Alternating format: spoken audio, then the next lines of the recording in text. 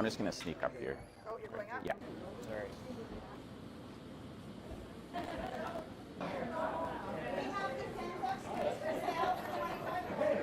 Should I curl a bit more?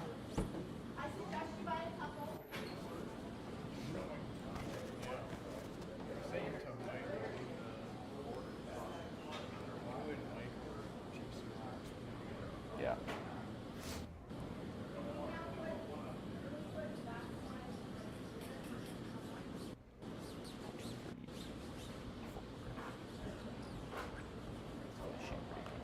We're a little better than ours.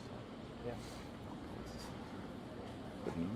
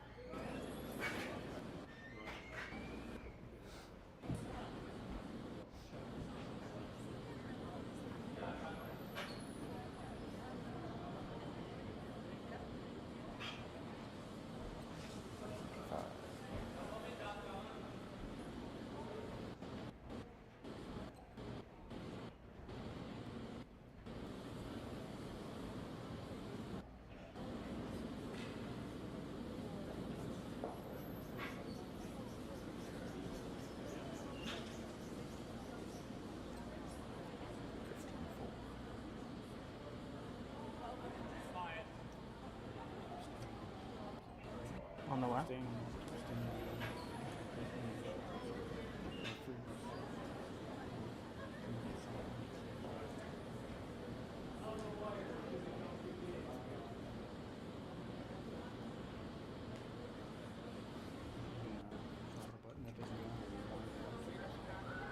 Mad that we keep taking them on. Yeah.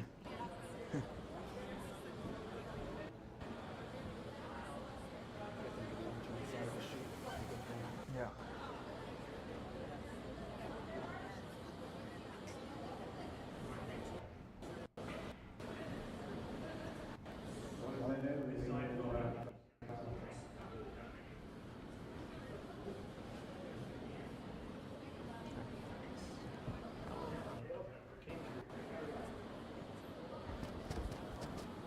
Go one more.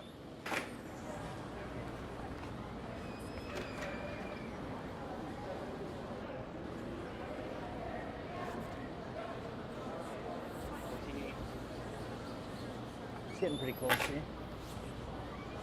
Their side's definitely moving a bit more, I'd say.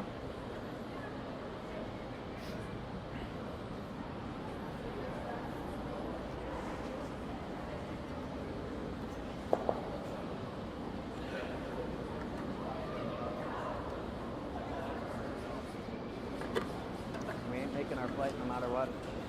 Back clock.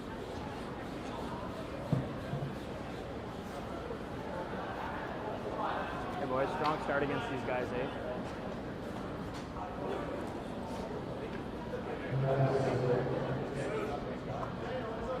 Ice? Yep. Hey, tell me what you want to see.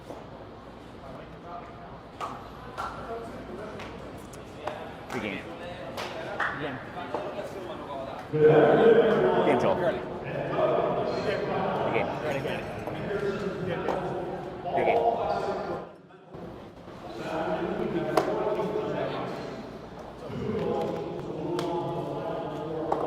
Just start a beach.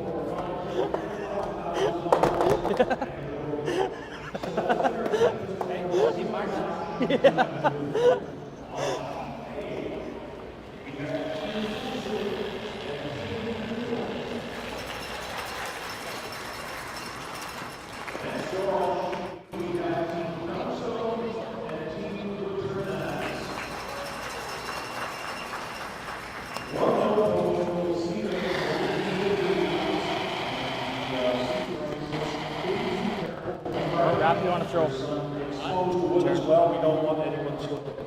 So here, sit up, your seats.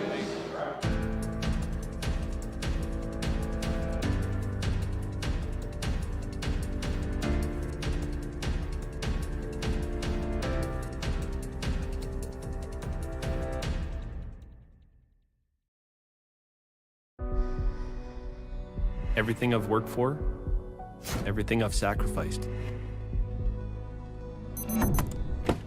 has led to this. It's out of your hands now.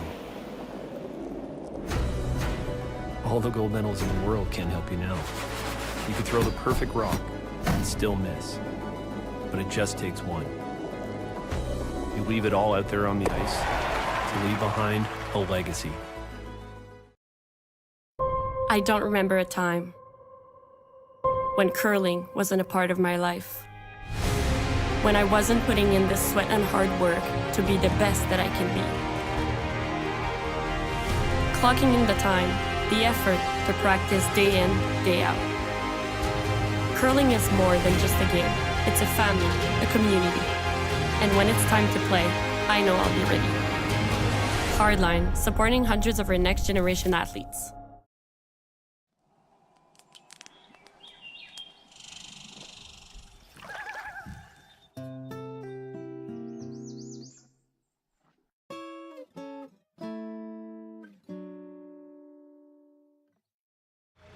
Running the sanctuary absolutely brings me peace. The work is 100% cathartic for me. You know, I find myself getting tied up in it and being busy, and then it's really nice just to sit, breathe in life, and it's beyond zen. Top four. Line's great. Top four. You got room. Just T-line. Line's great. Top five. Bit of room. Pushing T. Yeah, we can wait. 14-2. We can wait all day. Yeah, just high as you can. Close goal. Close goal. Go ahead. Good.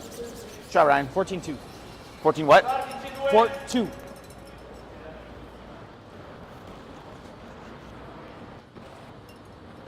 $14-2.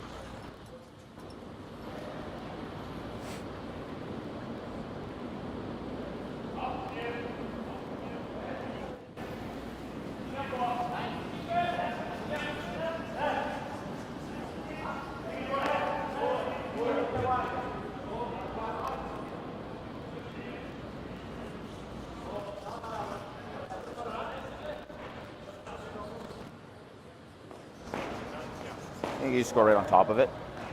I think he threw the wrong rock. I think you're just on top here. Said he threw the wrong rock. I think.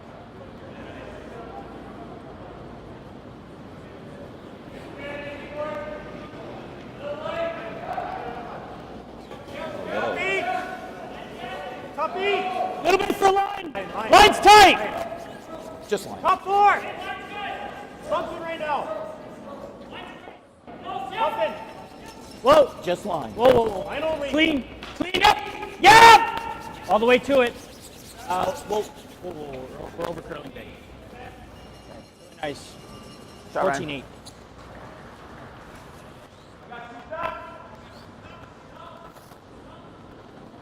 All right, great pair. Very nice.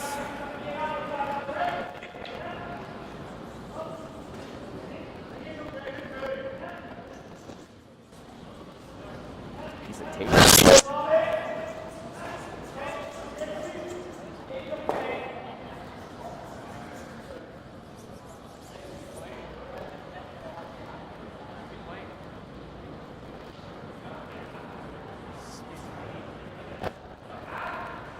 Can't be playing with much weight.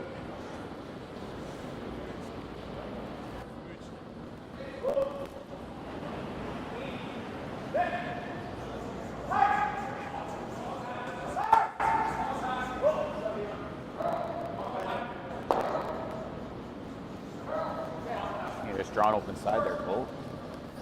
So very pleasant, good day, Probably and welcome this back over here. Split, eh? to the YNCU Want Curling to be Center in Sault Ste.Marie. back This forward, is the yep. Henderson Medal Yep. Fall Classic presented by Kioti Tractors of 13.5 for sure. Ontario. Men's semifinal action here between Marco Hosli of Switzerland and Mike McEwen of Canada. It's not lost. I'm Dave Schmel, and I'm pleased that you're joining us here on Curling Stadium. Hard, guys. A treat to a great weekend of curling thus far. Come on, Pete. And I expect this one to be Hard, just as Pete. good. Go. It is Mike McEwen 14-6. throwing the green rocks.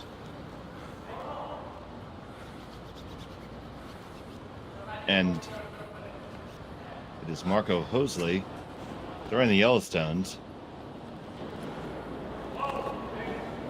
here in the first end of play.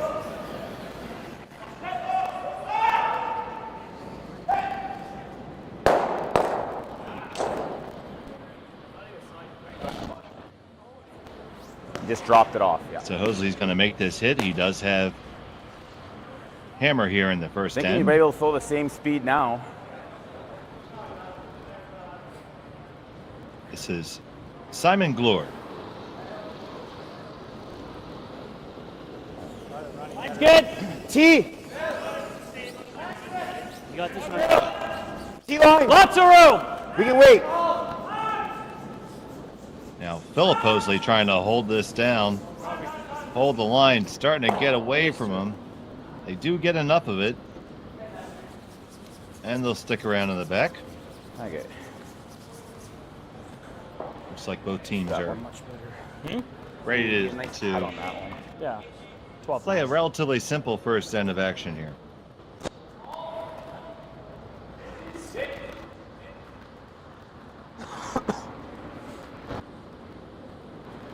Sweat cold.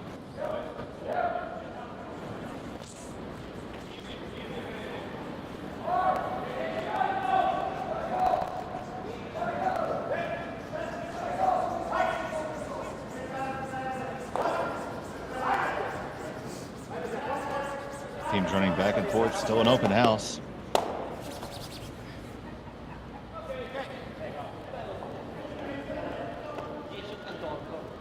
Yeah. 10-5. To be fresh here. 10-5. 10-5. Peeling off the guard, and it looks like we're on our way to a blank end here in the early going. Team Hosli has found their way through this with a perfect record so far, defeating Young, John Schuster, Scott Hauer, Marcus Klima, and most recently in the final game, Reed Carruthers to get to this semifinal. Been just a bit of a longer path for Mike McEwen and his squad, but also playing very well indeed. Good sweep.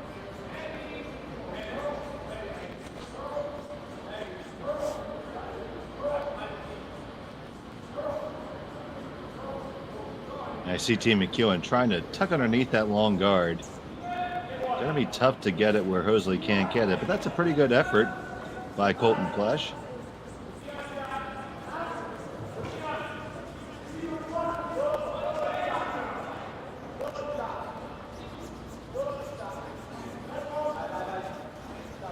So Team McEwen started with a win against Mark Keane.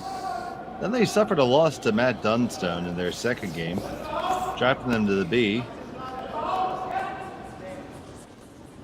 where they responded with a win over John Schuster, win against Brad Gushu, and then just in the quarterfinals, the last preliminary qualifier beat Lucas Klima.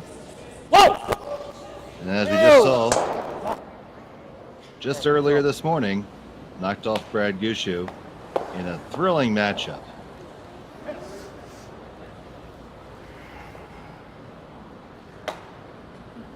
I thought I was going to curl fresh stuff.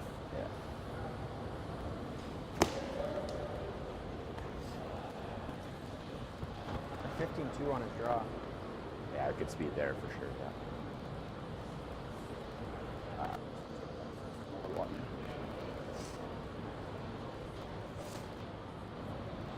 I'll make the run. It was virtue of that perfect record and coming through the A-pad that gives Hosli the hammer here. You can see there was plenty of room for them to make that takeout.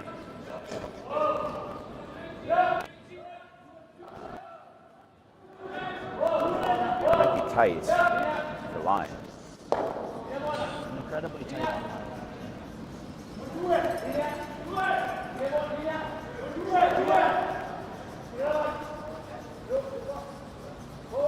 And again, to those of you just joining us, thank you for coming in. We have McEwen versus Hosli here in the semifinals of the Henderson Metal Fall Classic presented by Kioti Tractors of Ontario.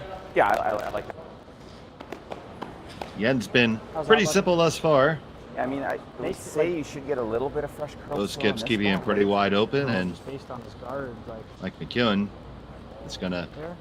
take this takeout I and think that's got to be close. try to roll underneath the wing there and make it as difficult as he can for Team Hosli. Halfway. Yeah, I had 15-2 on his draw. Yeah, it's just a sliver of a roll, but still shouldn't be a problem for that stone to be accessed. Can believe true 12-5 here probably, eh? Okay. Okay. It is Philip Hosli who's the fourth rock thrower. The skip Marco throws third.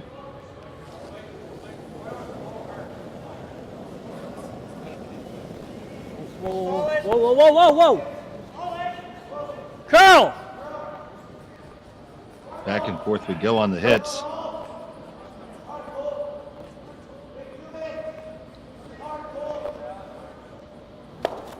Mike McEwen. Throw a little heavy, eh? Way too much fucking ice. It's not fucking fresh. All right.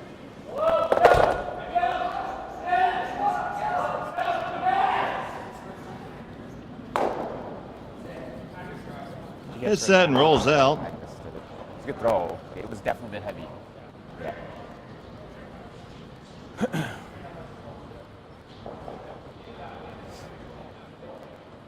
So this stone will be delivered through the rings. Final stone of the first end.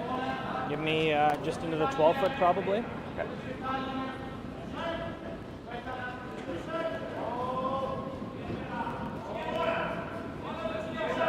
And that goes all the way through. The blank is in the books. We'll come back for end number 2. Hosli will have the hammer from Ste.Marie when we return. Are you thinking like 14-5-ish, I think? Yeah, it should be okay, I think.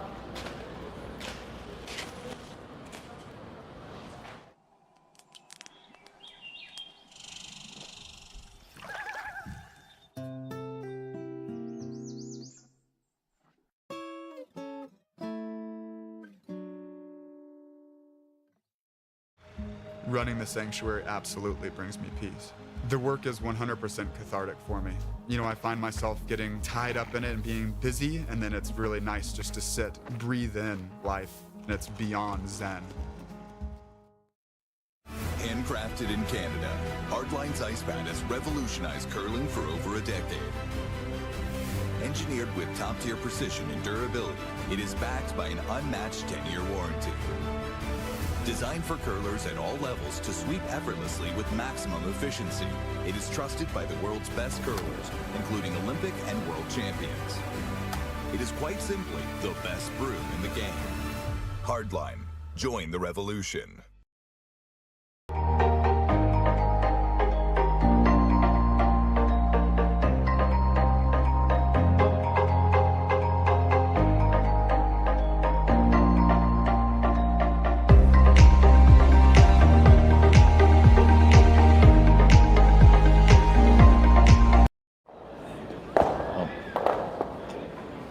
Do you hear another sound? And welcome back here to Sault Ste. Marie and the YNCU 13-8-7. Curling Center. It's the semifinals of the Henderson Metal Fall Classic presented by Kioti Tractors of Ontario. Yeah, set it up again.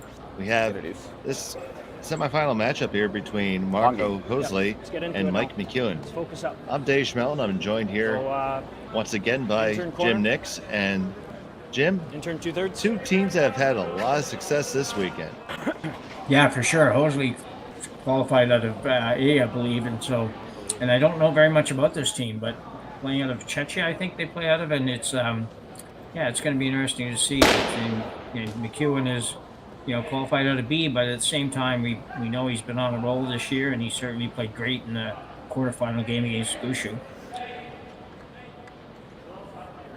Yeah, Marco Hoesli from Glarus, Switzerland. Oh, okay.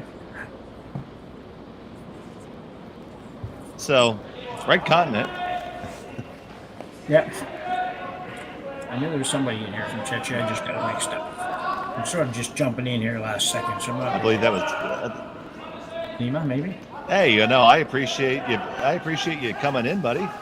It's quite helpful. 14.85. You're smarter than I am.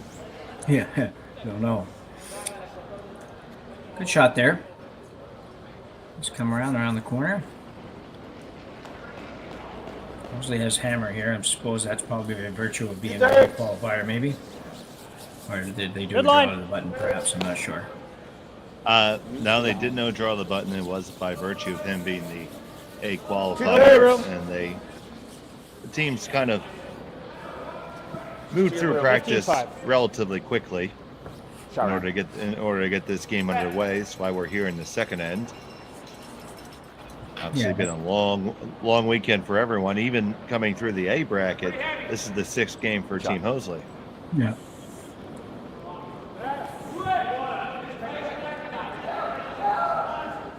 Yeah, and it's nice qualifying through A because it's just a lot less stress and you get yesterday off and all that, but it also makes for a lot of dead time that you're trying to fill gaps in time,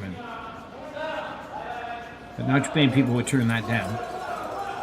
Well, I know our club teams would find a way to fill that time, but that's not advisable if you want to be competitive. Up 8, up. For sure.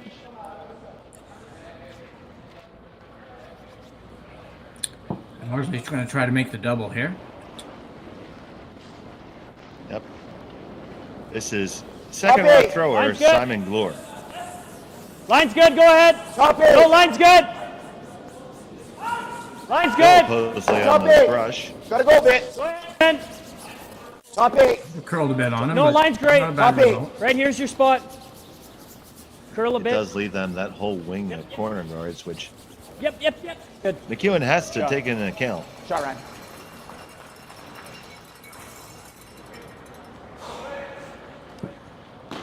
So he's indicating that he's going to rip this guard and shoot over for the roll. You see the brushers changing side to put Colton Flash on the hold side.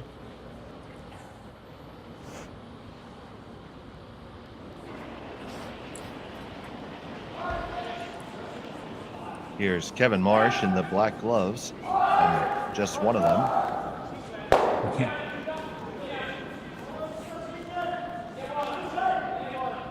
Did the trick. I don't think, it might have been possible to roll that on the range, but it would have had hit a lot thinner. 14.56. Either way. Yeah, I think Mike was hoping to guard his own with that hit. Yeah. 14-6. So here's Glor's second. You looking for T-line or? Just throwing T.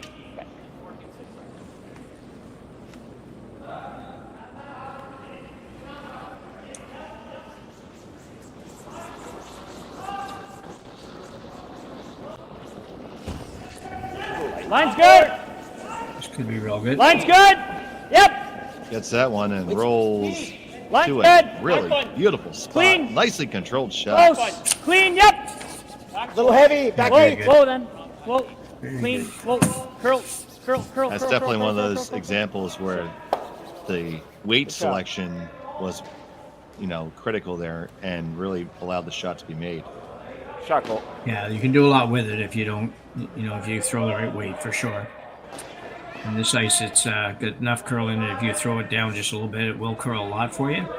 But yet you can still kind of hold it up there if you've got a couple good sweepers. And these guys all have good sweepers, so. Human trying to figure this one out. How would you figure it out? Well, I'm a little surprised to see him going with this. No hammer, and pretty early in the game, I thought he might end up hitting the 1 in the 12 foot. Almost the same shot he tried a minute ago, where he would hit the 1 in the 12 foot and roll over somewhere. And if you hit it thin, you make the double. If you don't, you stay in the ring somewhere. This is just a little bit more dangerous. The guard's so long, and we've seen that it's hard to throw a rock behind one of these long guards and have it stay there. It's just usually is removable by the opposition. So 13-7. This one's curled really hard, so might be okay. This is going to come on down and be in a pretty decent position for a second Get shot. the inside of it a bit. Oh, if that's Make there, that you for see now. how Much it curled. If that yellow one was there, it would be 100% open. I think so.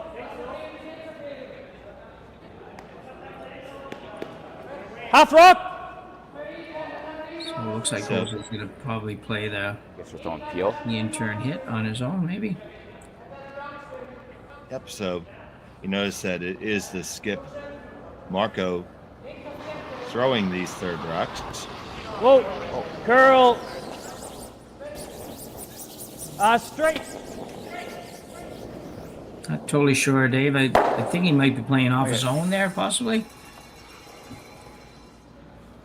Make the double that way, he'd end up with 2. But if he makes it well, he'll end up with 2 right behind the corner guard. I'll probably just try and roll frozen for now. So Marco with his first at 2 here. And try to just come off of it and skinny it. You end up hitting the McEwen rock. And you carry it back to the back 4, so it's McEwen's shot. Mostly sitting second and third. What do you think of that result? Well, I don't think it's terrible. It's your first reaction is like, well, that's not very good at all. McEwen's now got shot. He didn't have shot a minute ago, and it's but I don't think it's bad at all, actually. I think he's going to try to make the run double. Yeah, it's definitely indicated by the fact that Mike wants Try to get a little remove bit slow stuff on instead it. of trying to improve the position that of you his hear? own rocks. Yeah, just ever slightly low. Yeah, ever so for slightly sure, low. yeah. Bit of a chance it I think catches it's his just own T on the line. way by, Back but 4. we'll see what happens here. Colton Flash. 1, 2, 3. There they all go. Everyone. Adios. Goodbye. See ya later. Yeah, big shot by Colton Flash. Okay, It's little hard bit of room. sometimes to even see those Whoop. shots, and just to Clean. visualize that and say, well, he could hit Clean. this and this and this. It's sometimes Curl. very difficult to do. Clean. Straight. Straight. Jose still has a pretty good situation here, though. He has hammer. Real hard. It's his third, second stone, and he's, trying to nip pretty good. around the corner guard. I don't think it moved. Sweet. I thought there was Fairly a desirable. chance that 3 would go. I never saw every one of those leaving the rings. No, I didn't see that either, actually. Yeah, half decent. As we've said many times this weekend, these guys are good. Yeah, that's right. That was a good sweeping job there just to get that to the 12 foot. Those guys had to go very hard on that.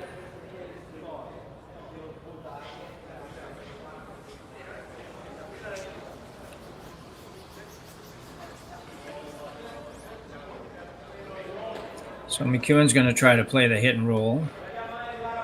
Pick the yellow one out and roll behind his center guard.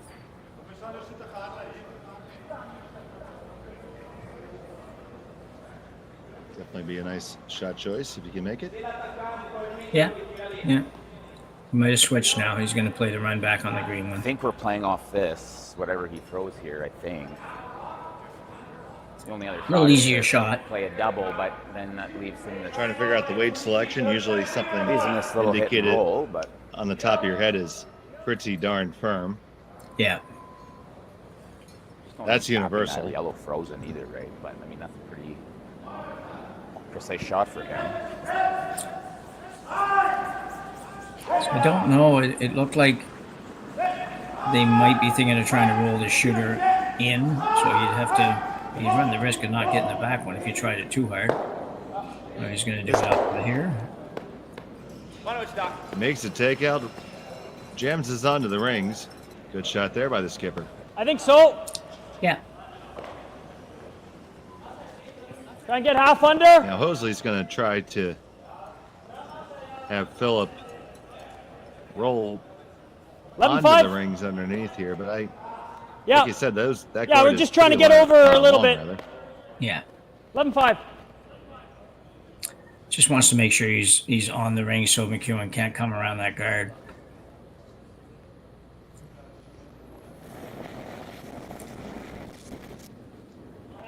Clean. Clean. Whoa, clean. Yep. Clean. Whoa. Clean. Yep. Yep. Whoa. Hard. Whoa. Hard. Whoa. Curl. Shot.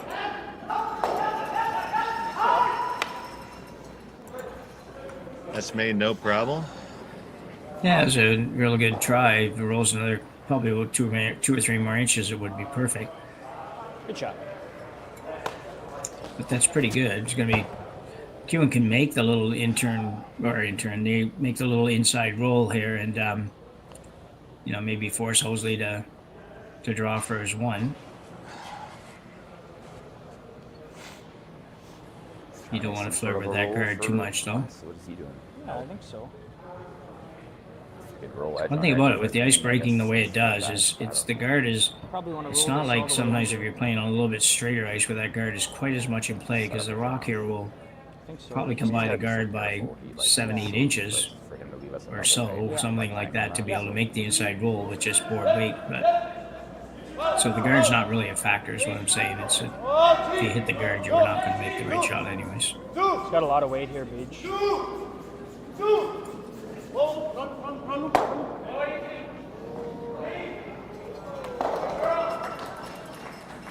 Right on the nose.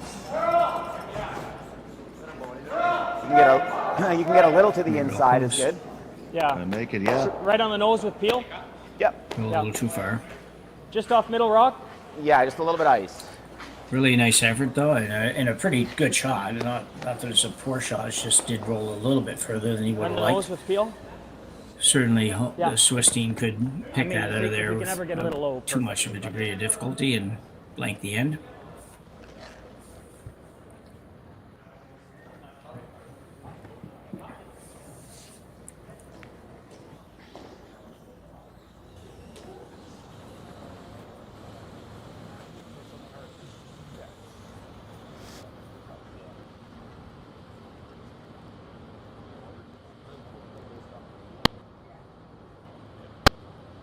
So the blank attempt Yeah. is upcoming. Final stone of the second. Whoa. Yep. Whoa. Yep. Hard.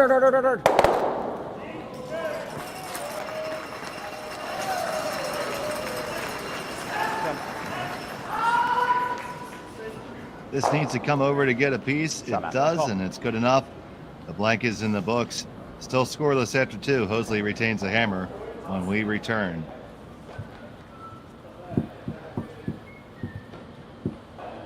Nice to roll in as much as you could. Yeah.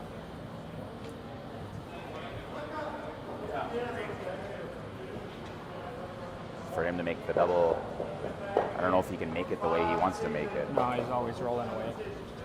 Yeah, if the high side double, Yeah. go, yeah. And I don't know if he can get enough to the inside to make it. Here at Red Arena, we are trying to help people through equine therapy. Working with the veterans has been a very amazing experience. Our little motto that we always say is empowerment through horses. I love what I do. I'm just happy to be a part of it.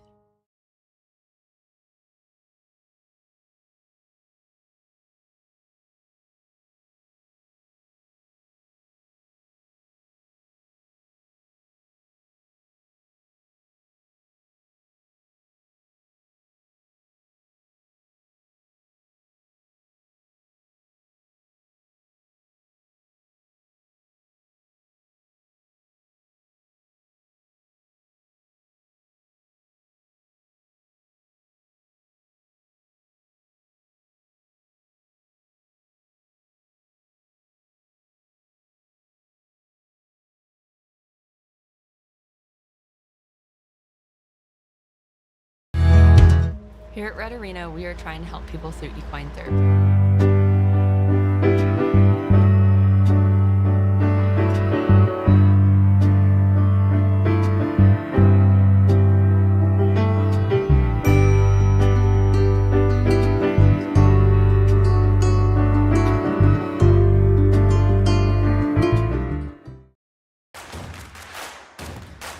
Imagine being able to stream every curling game from every sheet from any event, be it your Wednesday league game, bonspiel, or corporate event.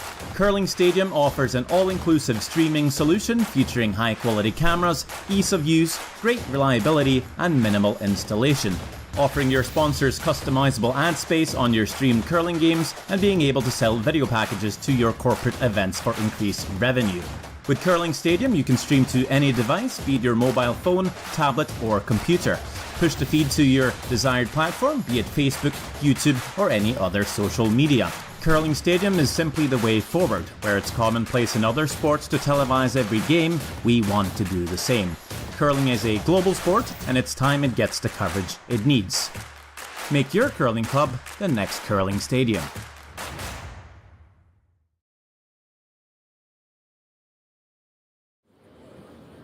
Welcome back to third end action here in the semifinals of the Henderson Medal Fall Classic in Sault Ste. Marie, Ontario, presented by Kioti Tractors of Ontario. We've got a no score in this game yet. A couple of blank ends by the Marco Hosli team.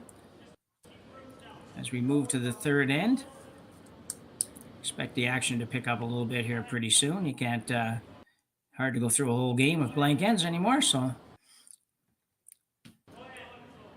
Said Hosli has hammer.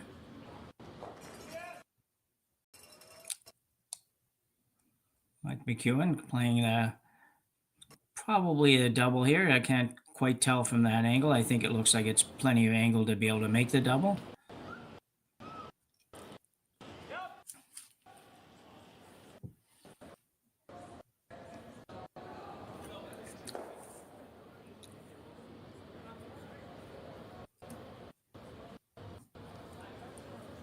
Second stone, Kevin Marsh. Wasn't able to pull that one quite off.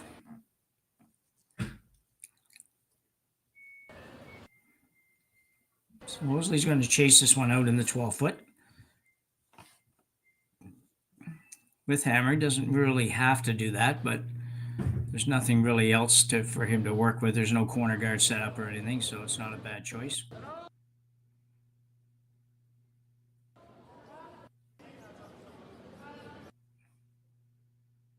Turn's going to have to move a little bit.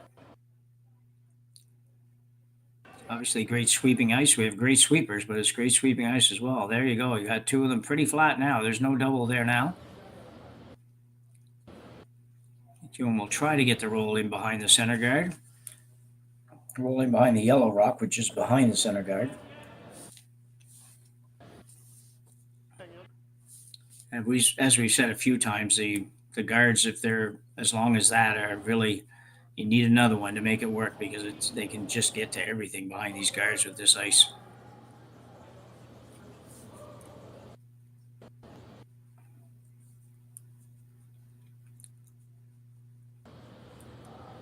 I don't know if he's going to get quite the roll they're looking for.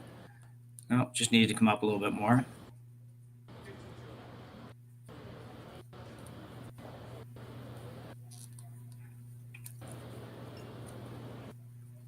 So Hosli talking about trying to hit this and rolling all the way across to the back of the 8-foot. Or perhaps now he's maybe thinking about just hitting it and flopping a little bit to our right as we look at the picture and stay in the 12-foot out there.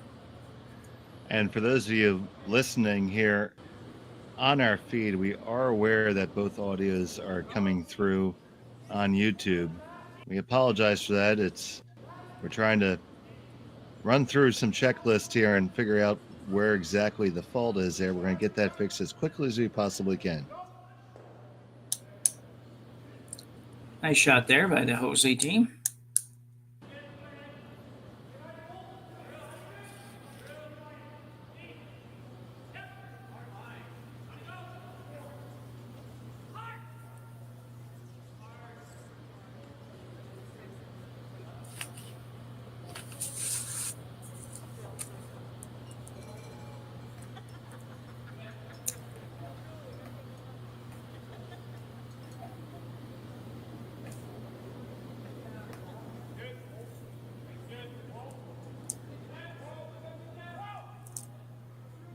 Colton Flash trying the same shot that Marsh tried. This one's got a curl probably a little bit more yet as well. It'd be close.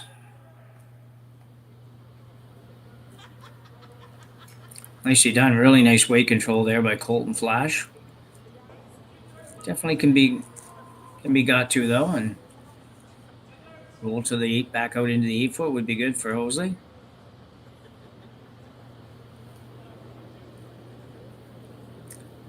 Marco Hoesli.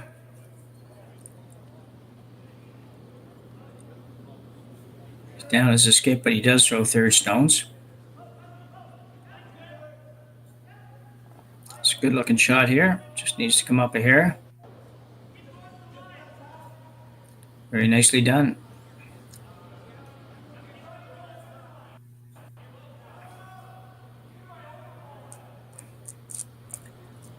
See Mike now calling for an intern for a minute. He might change it, but at first he was calling for the intern little hit and flop behind the guard, which would indicate how much this ice curls.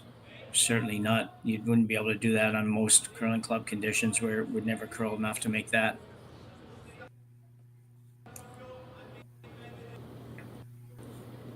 Colton Flash's second rock of the third end.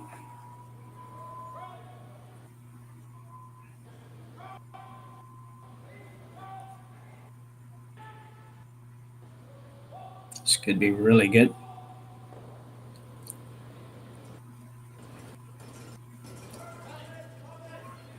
Didn't get it out though, I don't think. It's pretty big if he didn't remove it, because it's it definitely he keeps saying how much it curls, and you can definitely get this green stone out on the out turn and roll over into the wing onto the wings and be sitting 3 and have McEwen in some definite trouble.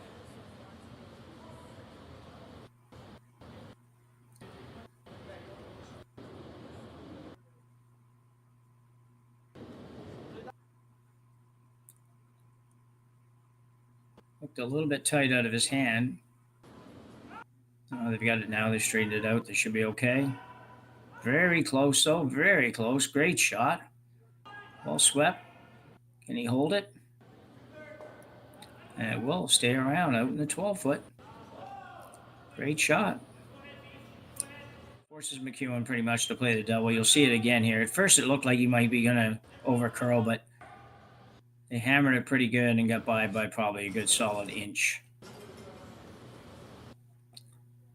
And just light enough to hold on to the shooter. Very well played by Marco Hoesli.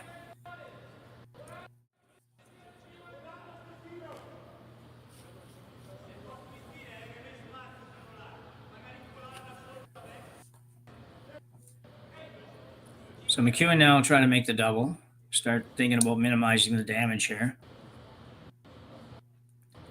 At this point, he'd love to get out of this with just a 1-point score of 1 on either side, but I don't think he'd be terribly upset with a deuce right now.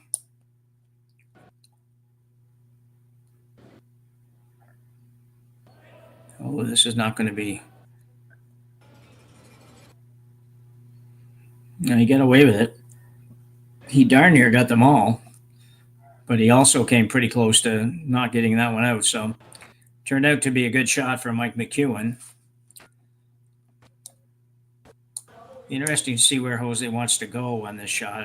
I'm thinking he's probably going to want to just stay right there. McEwen might probably would take a run at the double, but it would be a really steep and difficult double.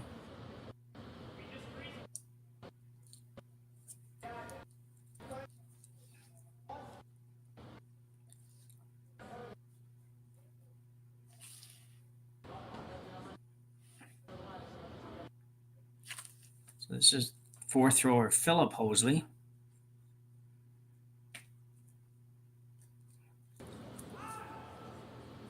Going pretty hard here, trying to make sure it doesn't over curl on them. They need to stay, and he will.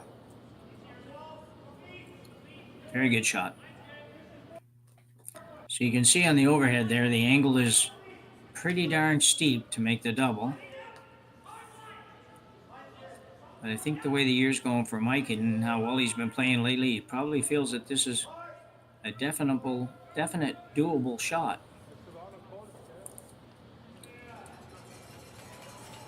He can't hit much of that one, though. The problem with that is he'll probably go out turn. If he goes out turn, he has to hit probably only an inch or so of that rock.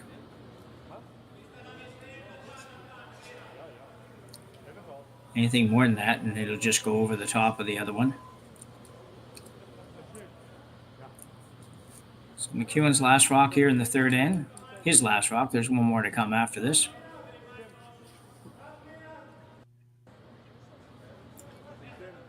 Up here we have Mike McEwen here during his final of the third.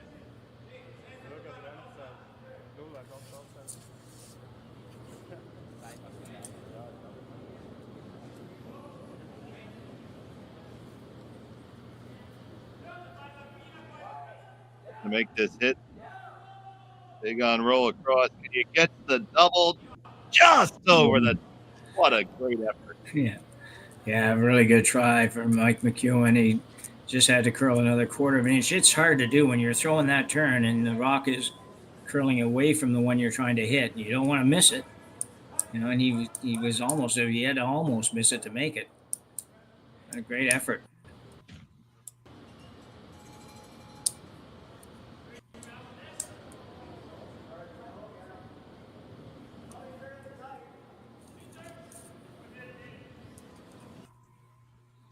So now it's going to be a draw for 2.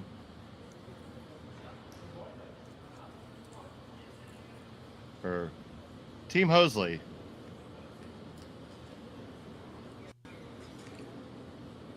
Lovely shot. And they score their dues. They take that 2-0 advantage. Moving into the fourth end, we'll return on Curling Stadium right after this. I don't remember a time when curling wasn't a part of my life. When I wasn't putting in the sweat and hard work to be the best that I can be. Clocking in the time, the effort to practice day in, day out. Curling is more than just a game. It's a family, a community. And when it's time to play, I know I'll be ready. Hardline, supporting hundreds of our next generation athletes.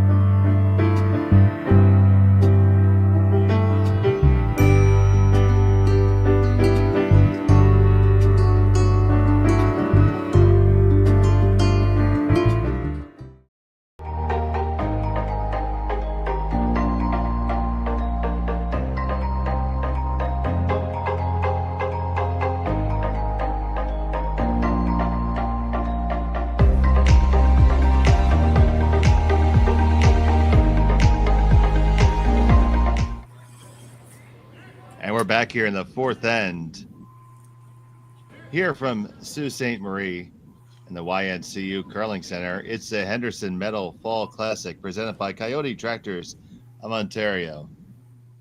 Dave Schmel and Jim Nix, and only Dave Schmel and Jim Nix joining you right now. We thank you for your patience through that. The marvels of the technology that allow us to do this for you also sometimes bite us in the tuchus.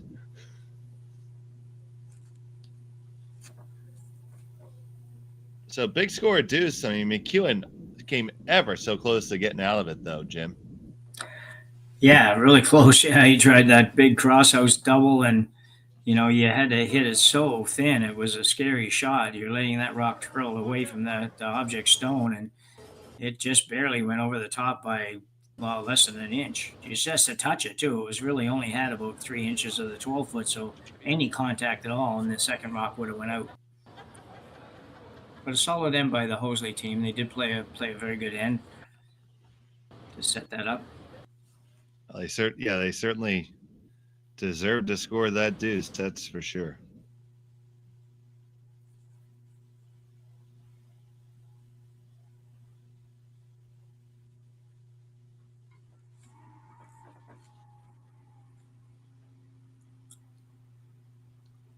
See ya. Another guard forthcoming here with one in the rings, electing to cover things up here some.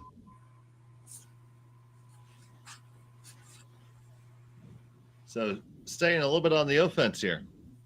Yeah, nice to see. Actually, it's a pretty good setup right now. So he's figuring, well, I'm just going to run with this and see what happens. And Simon Glore I believe it was Simon Glore on the brush there, did a great job of taking that rock as far as he did and overlapping the green one slightly. And Jim, I understand we had a big score in our other semifinal. Yeah, I just looked over there and Dunstone picked up a 5 in the second end. Returnes was ahead 2-0. That's the part we could see.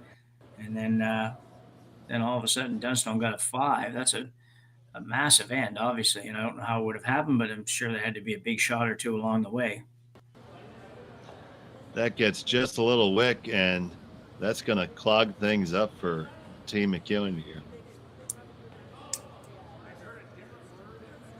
They had to be close to that just to try to get by, but, you know, with all the curl on these rocks, that was the line to get to the stone they wanted to, but it just ticked it. And now Hosli trying to see how he can best take advantage of it.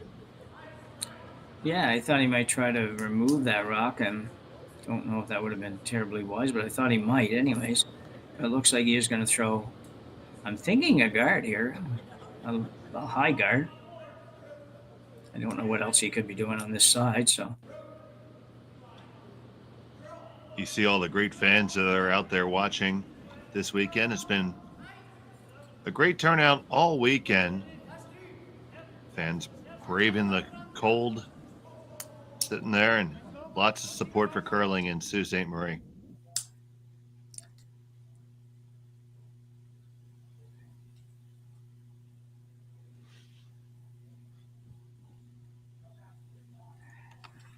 Yeah, that's for sure. I was saying the other day that I had a little, and I'm an ex-Ontario guy, so I should have had an idea, but I couldn't figure out how Sault Ste. Marie could be in Northern Ontario if it was just across the border from the U.S., but dug the maps out, old school, and had a look, and now I got it figured out.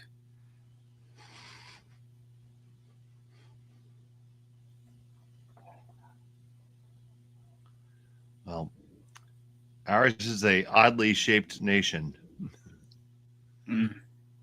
Until you get out west, then we just drew a straight line. Yeah. Good peel there by Marsh. I don't know what we're going to do. The Marsh guys are all messed up now. We got one guy with one white glove on, or maybe he's got two now, and somebody else with none on. So it's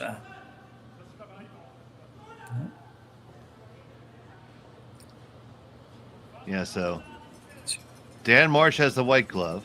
Yeah. Kevin Marsh has the black glove.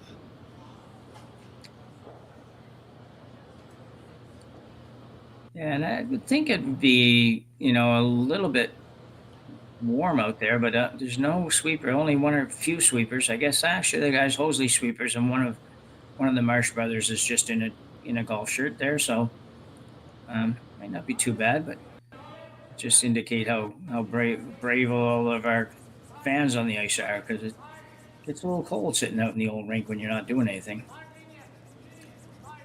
This looks pretty good. Just trying to guard the green one, guard McEwen's potential raise takeout. See, at least when you're spectating, you get to move around. You can move around if you want and maybe pop into the lounge for a moment. The coldest job in curling is on ice official. Yeah, for sure.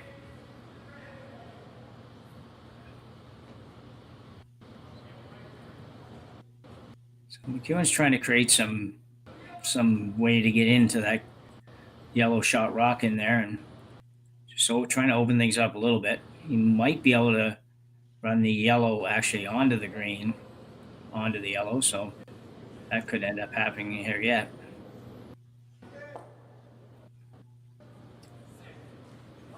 Not quite, but he's going to hang around.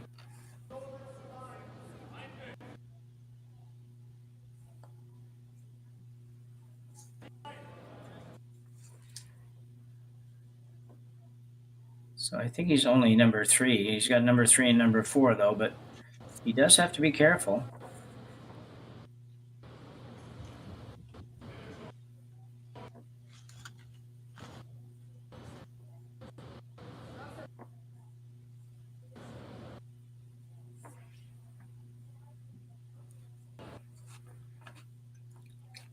And taking a little extra second to line things up because, as I said, not in trouble, but trouble could lurk with a miss here.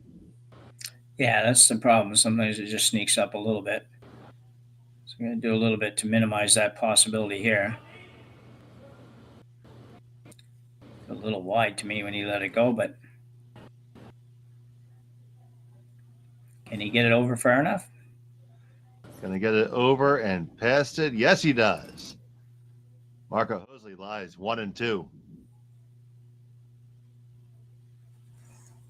That was a very nice shot. You can see it coming down here. Just great weight control. And about this point, you're wondering if it's going to curl enough, but they jump on it, work it hard, trying to carve it over, and just get it over the perfect amount and end up with an absolutely perfect guard on the rock on the top of the button.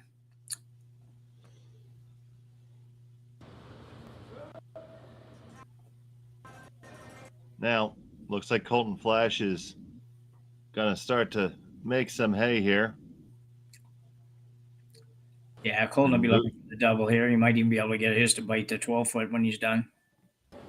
All right, so trying to get 2 to go and maybe hang on.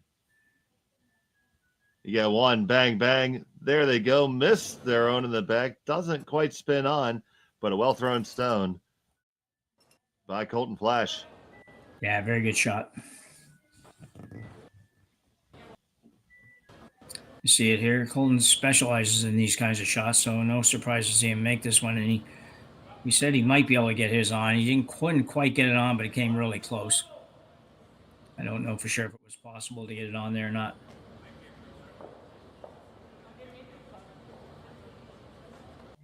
It certainly was really, really close. So now Philip Hosli's going to head on back. He is the 4th rock thrower.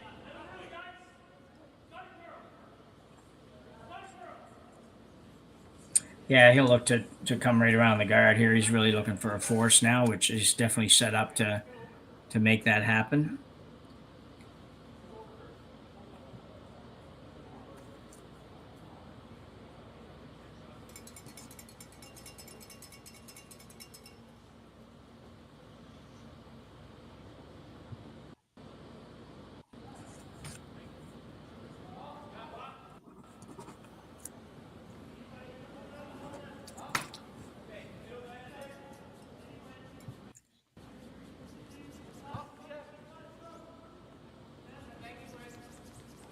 It's starting to move now.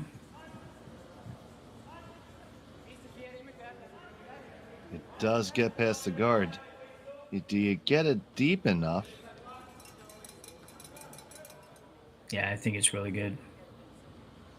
Yeah, probably pretty good here. So McEwen looking at that rock that's pretty well dead buried. Yeah, and he's probably going to have to draw on his next one, so he'll come around here. Wouldn't be a bad shot if he can just get down there, corner that yellow one, maybe move the yellow one 2 or 3 inches and sit shot. It'll be very hard for Hosli to remove it. It's amazing now however many rocks we've watched go down the sheet of this weekend. you still, when they're going down there, you're thinking, man, this one's got to curl a lot. I don't know if it's going to curl that much, and everyone does. It's just, you'd think you'd believe it by now. It's a tough shot to get shot on.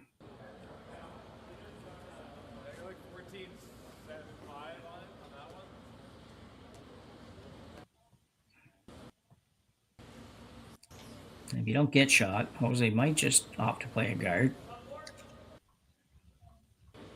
Force you to draw for one.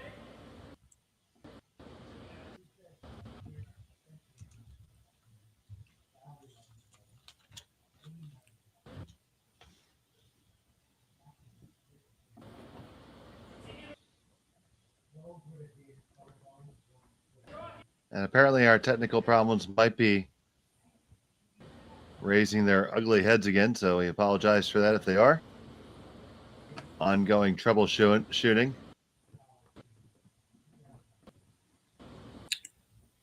Mike McEwen with the out turn.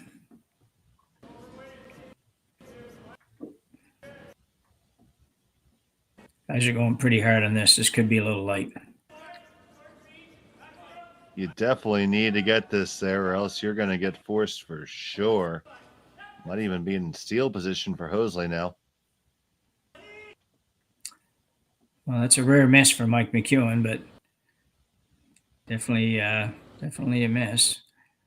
Could make his next one a little bit tougher too, because now Hosli can come around and have maybe the top of the button if he chooses to. They're suggesting perhaps Glarus suggesting perhaps you just throw a rock biting 8-foot. I'd be a little careful with that. You set up a triple there somewhere. The triple's for 3.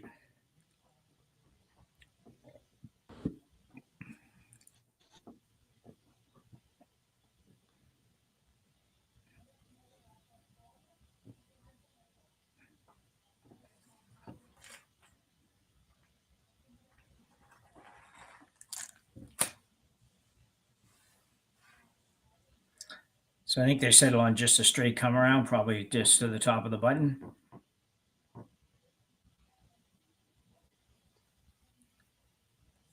So here comes Philip Hosli.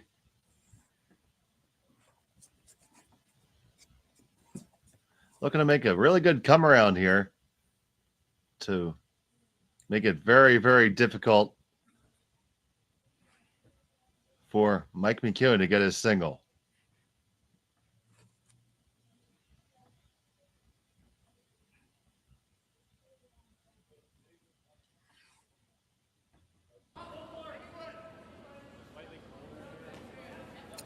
Philip's final stone is on the way.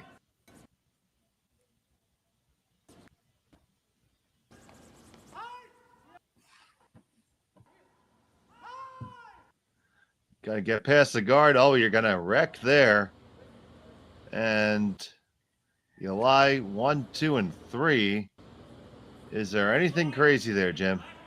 Well, it looks to me like there is, but I don't think he'll play that. I think it's 2-0. I think he's going to draw for his 1. It's, if you go after the triple, you could end up giving up 2, and the ball game might be pretty close to being over at that point with a 4-0 lead. So I think it's tough enough that it's not worth the risk, in my opinion.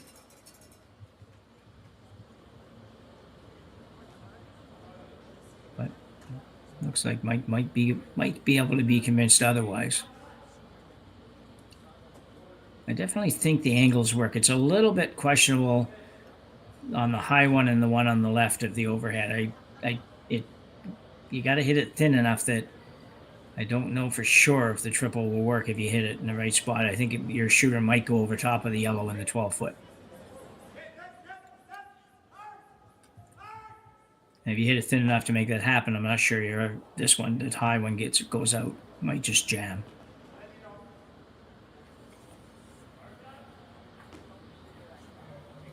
So definitely got to do some trigonometry here. Yeah. So that's sine of opposite over hypotenuse. Yeah. Well, Russ always talks about 90-degree angles. You got to draw 90-degree angles for these shots, Russ Howard, and it's Just not sure that it's going to be doable. I don't think it quite works. But he might be going to give it a go. Be a heck of a shot if he makes it. Well, we'll preemptively put a quarter in the replay machine. Yeah. And it seems like the whole team, nice thing about a shot like this, if the whole team buys into it, then it works out pretty good. Sometimes you have a situation where not everybody agrees on it, and you don't like that because that just ends up being, not the best scenario. So the idea is to come off that one in the top of the 8-foot, over to the 12-foot, jam it there, and catch the other one on the way by, and lose all three by the time you're done and score a deuce. Mike McEwen. Yeah. I think it's to score 3. Oh, 3, that's even better. Yeah. Mike McEwen to try to score 3. Final zone of the 4th end.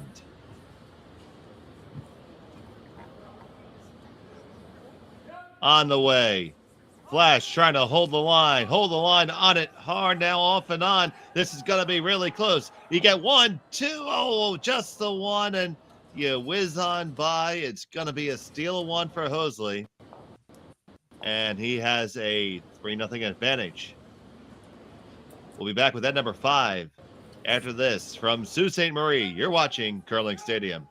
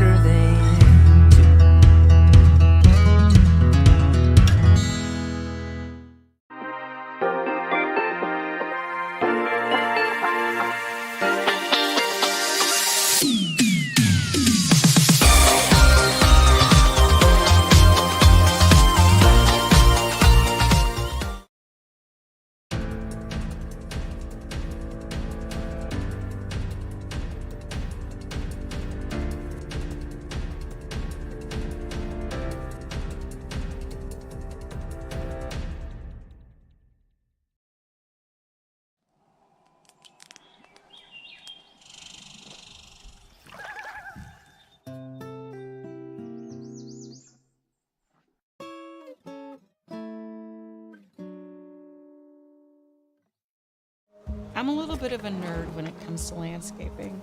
I've studied soil down to the microbes. It's that level of detail I bring to my work and to my business. Straight lines and a healthy ecosystem is what I'm all about.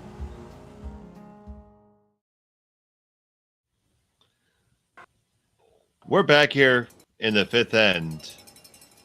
And we were talking about that last shot and the potential risk rewards about it there, Jim. Yeah, there's obviously a certain amount of that with these teams in every game. There's a time when you got to really assess that. And for me there, I didn't feel real good about the angles. And I think I liked the idea of just taking my 1 and being down 2-1 versus 3-0. It was kind of like an all or nothing shot for me. It seemed like you weren't going to ever end up with 2. You were either going to get 3 or you're going to give up 1. So it was just a little too hard. It just didn't line up quite as good as they do usually when somebody makes a triple. You can just see it. It says, it works. But so yeah, it's but like I say, that the whole team seemed to buy into that, and they were all good to give it a go. So they just have a longer way back.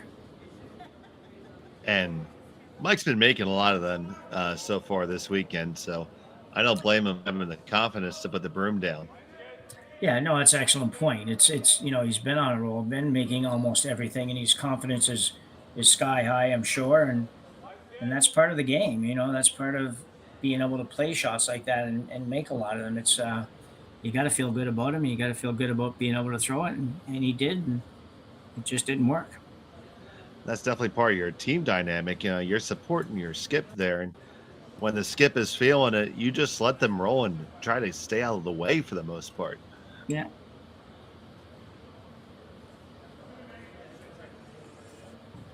Alternatively, if they're struggling, you try to set up that maybe they get a little bit more of a layup Yeah, yeah. But either way, it's going to be an uphill battle now for Mike McEwen here.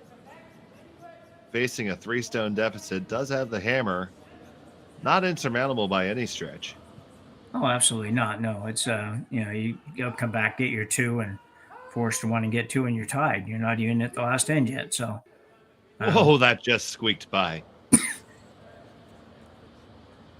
It's amazing how close these guys are clearing guards by. Yeah, I know. All weekend's been like that. It really is. It is impressive. Some excellent shot management and sweeping by so many of these teams. And you would expect it because we had 28 of the best teams here for more than $100,000 in purse money. So it brought everybody out, and they all came to play.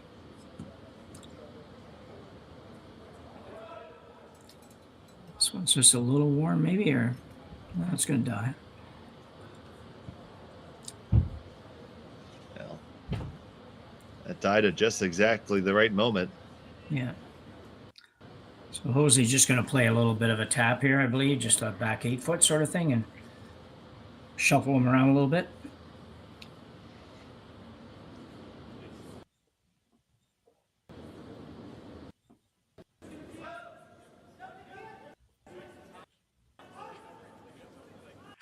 So the big man trying to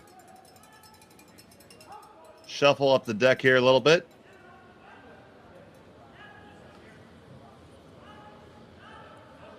Pass the guard, no problem, and just unlock them just a little bit.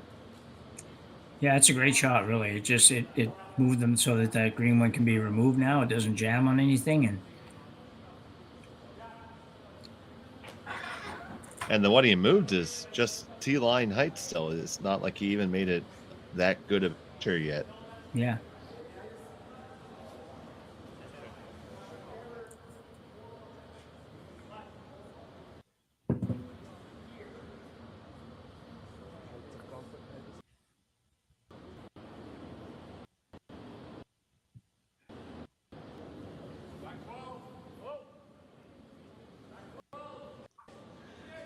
So Flash just with a heavy clean right now.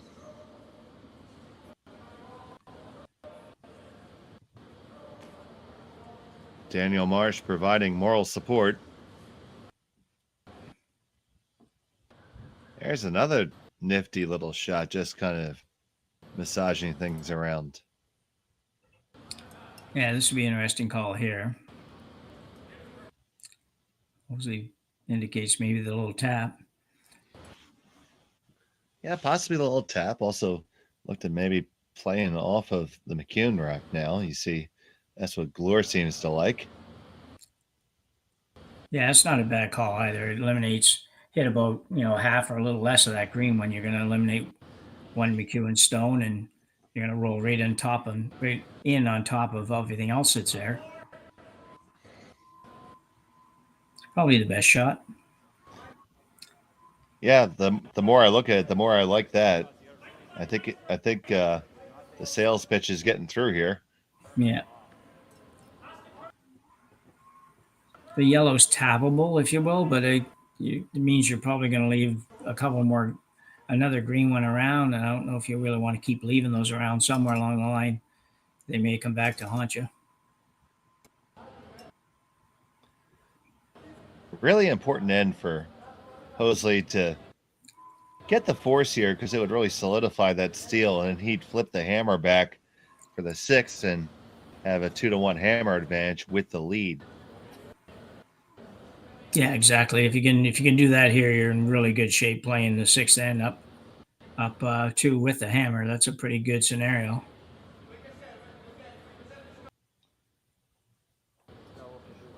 I do believe they just indicated they want to call timeout, so.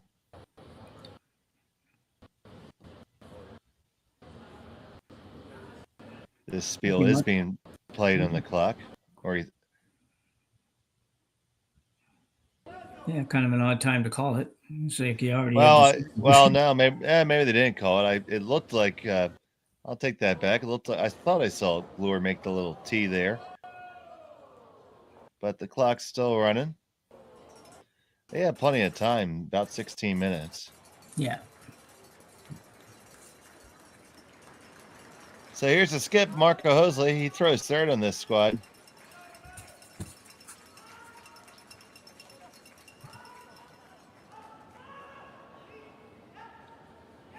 Just looking to clear that and come up and under and into the pile. Probably hit that a little thinner than he would have wanted to. Yeah, he hit that. Yeah, kind of odd. He didn't get as good a result out of that as I thought. At first, I thought he was going to make it perfect. I thought both green ones were going to disappear, but it's still a real good setup, I think, for him.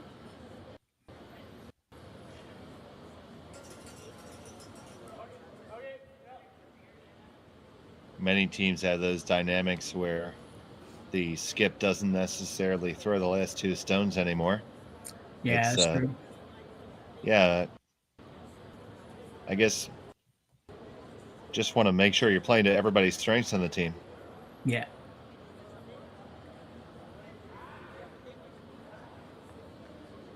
Now, the Italian team that we see there on the side there, they follow a similar strategy. Yeah, exactly. Yeah, and not anymore for this one because they just shook. So they're that game is over. Returnez losing 9-2 to Dunstone. Dunstone will move on to the final. So maybe a different lineup would have been appropriate at that moment, but but they had a great run through this. Of course, making the semifinals, no small task in a field of this size. Oh, exactly. Yeah, they've had a good few years too. So here's Flash. They're working to hold it so they get the right roll here. They're just trying to get that and nestle on in, and they liked it, but do we? Well, the problem was I don't know if there was anything that was going to turn out really good for McEwen there. It just seemed like there was no shot that was going to be good on its own. So I think it's I think it's a development shot. It's there. It's in a decent spot. The other team has to throw, unfortunately, so it might change a little bit here in a minute. He's going to play a little tap, I think, on his own. But I think it was good. It was as good as you were going to do. It's got, it's number 3, I think, and might still come into play here somewhere as we go on.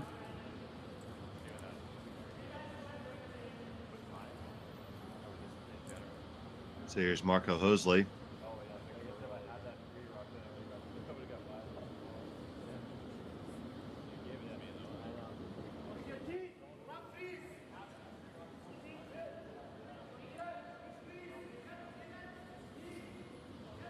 Bringing this one down. Not a whole bunch of weight here. You're going to come on down to your yellow, tap it right on up. I think you were hoping to be on the corner of the McEwen rock there. Still not too bad. Yeah, I think you're right, though, Dave. He was hoping to get another inch of curl out of that and be right on the green when there's no question about that. But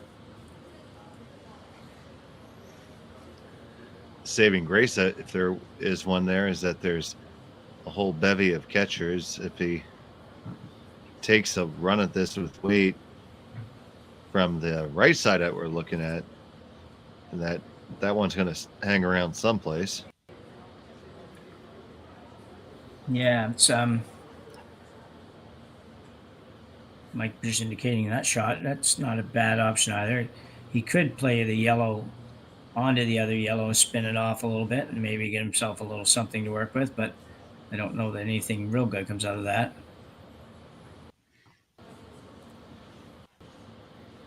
But I think that yellow one that's there, I think that one you have to do something with that, the one that they just threw. So obviously a lot of angles here, and yeah. Now we're going to invite the Marsh brothers down and talk about this some more. So do you think, being identical twins, that they would have the same thoughts on all these shots, or what? Oh boy, I guess that would bring us into the whole nature nurture argument. Yeah. Anyway, they've decided on something, so I'm pretty sure we're not smart enough to have that discussion, Jim. no, probably not. No. No. We had a hard enough time Googling to figure out who was who. So going to play a little tap on the, I think they're just going to play the yellow back and just flop inside a little bit. I think, Dave, is that what you've gathered from that? I'm not 100%, but that sort of seems like to me. Yeah, it looks like that. That seems what they're looking to do. I like it better than a big weight shot. Yeah. You would have the shot rock, or you'd have the yellow one anyways, certainly surrounded after this. So here's the stone from Flash. This needs to curl up. Now Marsh is going to try to move it over to help it over. Want to get all the way across the face. You tap it, you clear it, and you roll right up over on your own. Just about as good as they asked for. So result they wanted. Nice shot. We'll they had to work to get this one to where they wanted it to be. It might have overcurled a tiny little bit. I'm not sure that they would like to have that stagger the way it ended up. It does put the yellow rock in a position where it might be a little bit harder to remove, but still a good shot. Might have been a timeout signal by Hoesli there.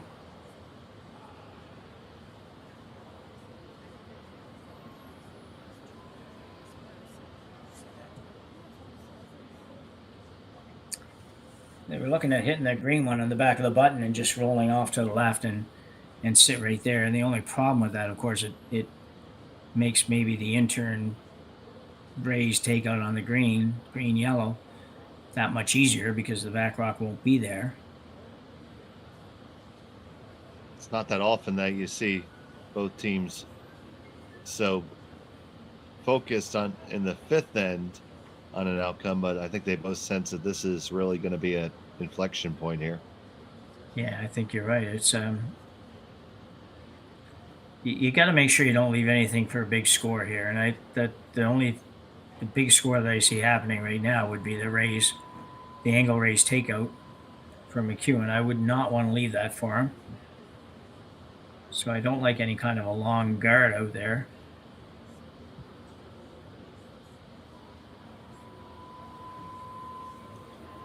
I think at the end of the day, I'd like to get that green one to go away that's on the back of the button.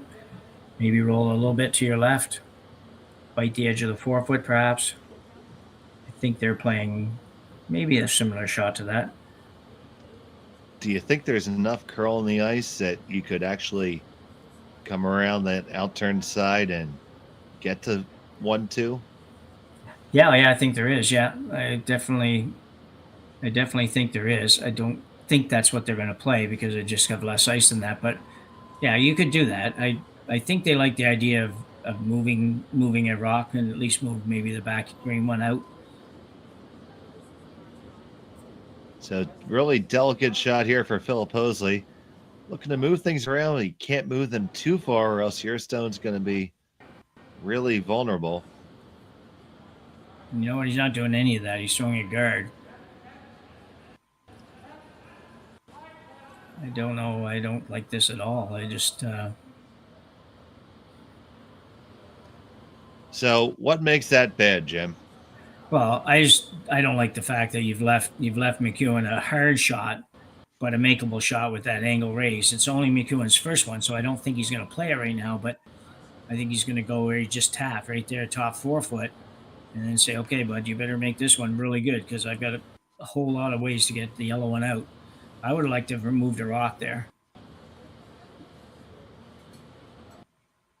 And the guard is, I guess you were guarding something, but you were really guarding, I don't know what, because you would have been able to play the raise takeout and maybe got rid of one. I think you're still going to be green, only counting one at the end of that. But now I feel somewhat vindicated here because it looks like McEwen wants to throw my draw. Yeah.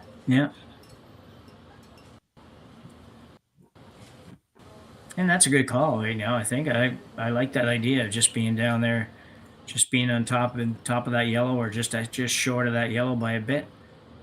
And I really, like I say, it's a bit scary or it should be a bit scary for the Swiss team, where you've got Shot and he's got number 2 and number 3 and number 4. It's gonna make that target for McEwen that much bigger if you get one in here then. Yeah. So Exactly. Mike McEwen with the draw, the big swing on the out turn. Flash on it early to hold it. Got to hold that line because we've seen huge swing. Now it's going to put the blinker on, and both of them are going to try to bring it home past the guard. Now, do you get it all the way there? Keep on going, boys. Ooh, just a little bit short. And did you foul that run? Yeah, it's tough. It's not a horrible shot, but it's you would like to have been a little tighter for sure, because it's kind of in your way now too for the angle raise takeout. I mean, now it becomes a double angle raise takeout, so it's a much harder shot. Well, there might be enough room to actually use the rock you just threw. Oh, there is, no question about it. I'm just thinking there's not much room. No. And if Hosli decides to guard that shot and leave that angle raise takeout, that angle raise is now just that much harder, but still makeable. You still got to be really careful with this.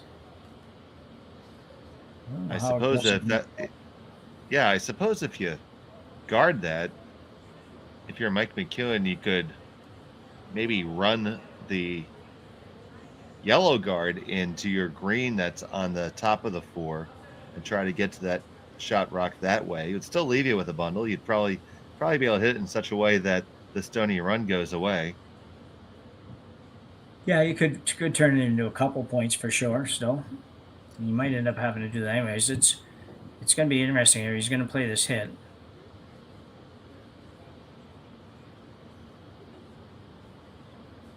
He's playing with some weight too, I think, because he hasn't got much ice. So Phil Hosli with his final here in the 5th. On it, right out of his hand. This is curling like a banshee. Gonna work hard just to get past the guard. They do, and they remove just that one stone and actually jiggle off a McEwen rock along the way. So they sit 1. McEwen is 2nd. Tight for 3rd and 4th, and 5th it belongs to McEwen.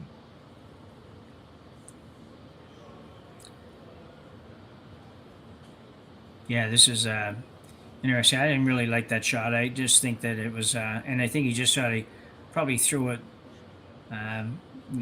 without sounding nasty with it. I think it's like sometimes you throw a shot with a little bit of scare, worry in it, and it's kind of like a scared shot a little bit, and he ends up throwing it inside and doesn't get what he was looking for at all, because you're just afraid of throwing it outside by 2 inches and having a jam on your own. I didn't really like that particular call on that one. Yeah, it was just like he wasn't all in. Yeah, exactly. That's a better way to put it. Yeah, and he might have been. I don't know. It just the way he threw it, it just seemed like it wasn't really the way he's been throwing them. So,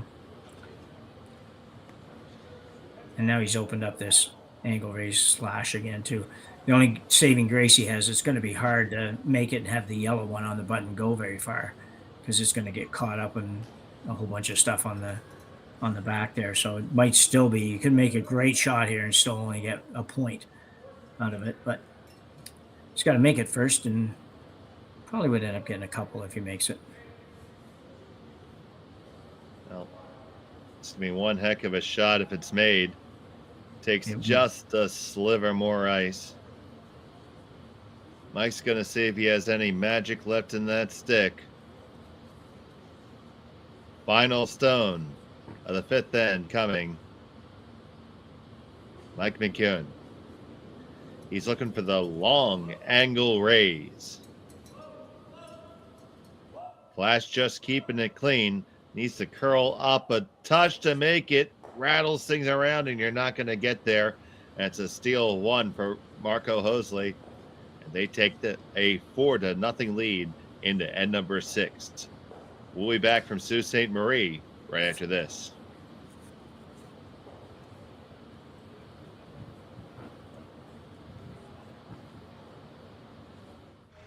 Running the sanctuary absolutely brings me peace. The work is 100% cathartic for me. You know, I find myself getting tied up in it and being busy, and then it's really nice just to sit, breathe in life, and it's beyond zen.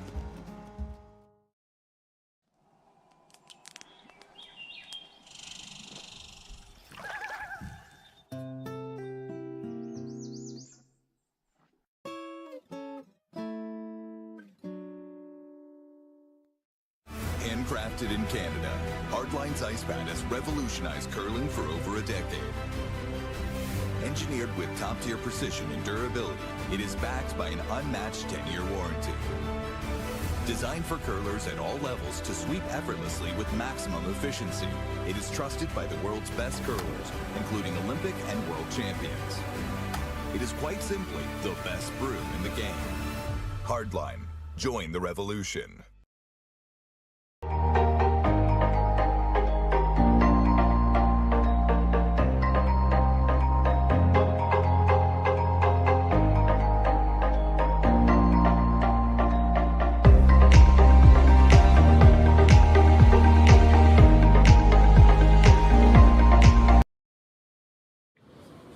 And we're back here in end number 6 of Sault Ste. Marie. This is the Henderson Medal Fall Classic presented by Kioti Tractors of Ontario. We'd like to welcome everyone who's joined us who's watching our other semifinals where Dunstone threw up big numbers and threw them up quickly. And now it is Marco Hosli with a 4-0 lead over Mike McEwen. And it's going to be an uphill battle from here, Jim. Yeah, for sure. Yeah, 4 points is a big deficit with just 3 ends to go. So Mike absolutely has to get a couple here, and really 3 would make things a little bit more realistic, because you get 2, you're going to have to steal 3 times. So he'll be going really hard here to try to get his deuce and maybe even turn that into 3. Hoesli, on the other hand, I expect to play pretty much all defense here, but he fools me a little bit with some of the shots that they play. They were pretty brave leaving that one yellow rock in there protected, but not fortified, if you will. So anyway, we'll see. He may still stay on the offense here. Well, sometimes there's merit in sticking with the game plan that's working at the moment, but right now the game plan for McEwen is guards, and Hoesli was probably a little bit light on that come-around attempt. So that really serves as another guard for McEwen right now. Yeah.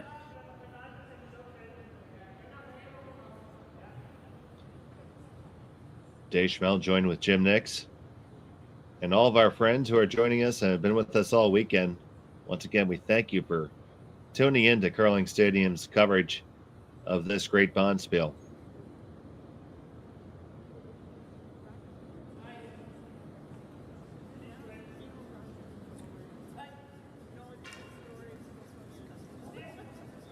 So here's Simon Glore. And they're electing to guard their one in the house here. Yeah, I thought at first they were going to go right into the house, but they decided to go with a guard. And Mike won't be disappointed to see the guard go up.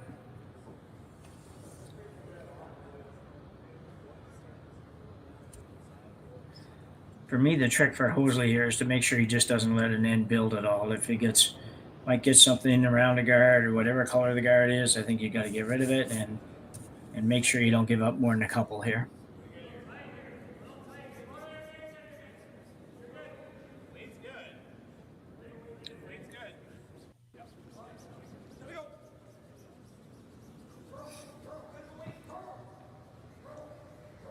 So Kevin Marsh comes on in, probably a little lighter than they wanted, but it's in a good line position, so to speak.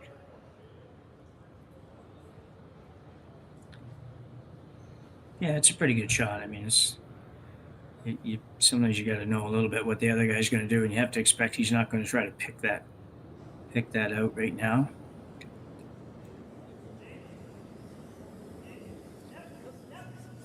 So here come the peels. First one gets, holy crap, everything moving on the way by. Yeah. 1, 2 guards, and 1 in the rings. Adios, sayonara. See you later. What a big shot. Yeah, it was good to get rid of all that stuff.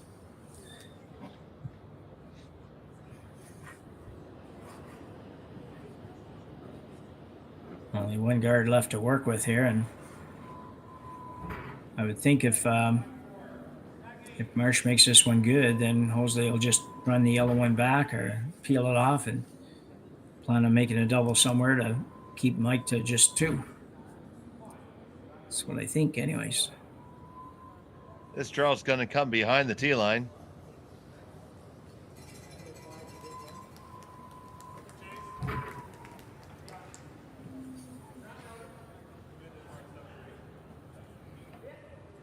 So now we're on third stones.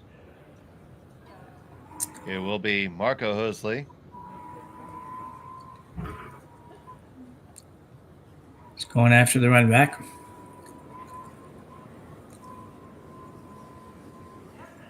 Here's the first from the skipper here in 6. He gets 1. He gets 2 moving. And there's a nicely executed shot there. Yeah, you can see here. I would think fairly safe to say he'd like to hit this a little bit on the left side as we look at it. But it curled early. He might have helped it out a little bit, and they swept really hard just to hold it and make sure they get rid of the 1, but they end up leaving the center guard. Not the preferred result, but not bad. Well, we went from a very congested house to one that looks like a prairie. Yeah.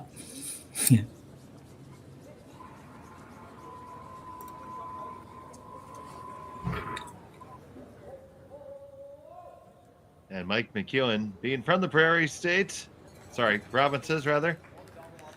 Is he from there? No stranger. No.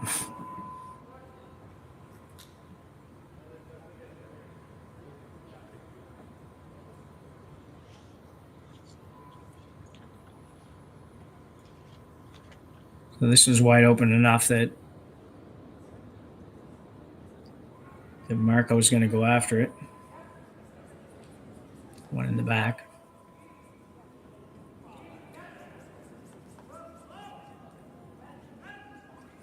And Mike McEwen's from Winnipeg. Yeah. Sorry, I didn't quite know what you were asking there, so. Oh, just can't get that all the way out. Hopefully that won't matter. If that matters, it's really bad for McEwen. Yeah. Mike gonna go right around again.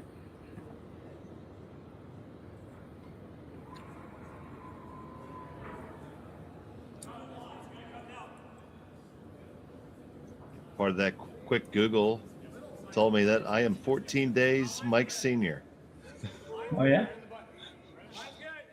Jeez, you guys are just young bucks.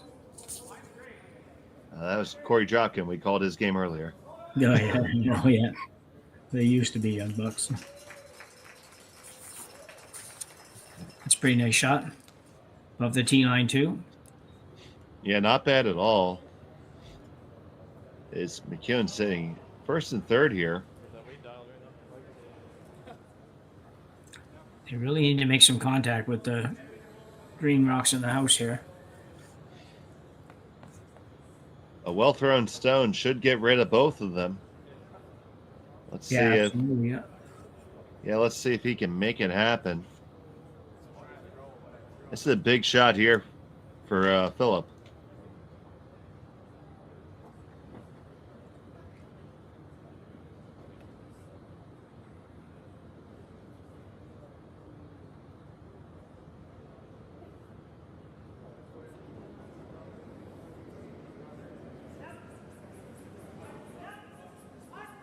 on the brush hard. The top one, you got it, one, and you got the one out of the house, so partially successful, wasn't able to clear them both. Yeah, you're gonna have to be pretty brave on that one. Let it curl up a little bit more if you really wanted to make the double peel. But did get rid of one, which was really important. Still left a guard out here, but Mike is gonna have to leave something at least partly open here with where the guard is. I think he'll try to get around and sort of do that whole Christmas tree effect where he gets 2/3 of the rock behind the guard and 1/3 of it's still stuck out. You see there on the time clocks in the back, just a shade under 6 minutes now left for Team McEwen with 2 ends left to play. Yeah, it's quite a difference in the amount of time they've used, but that's what happens when you're behind usually.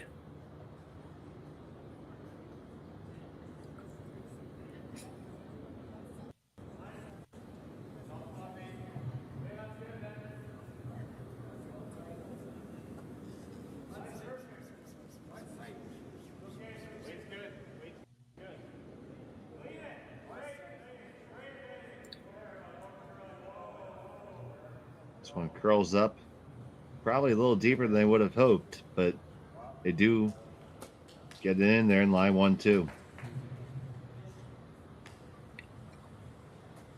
Should be available to slash, wouldn't you think, Jim?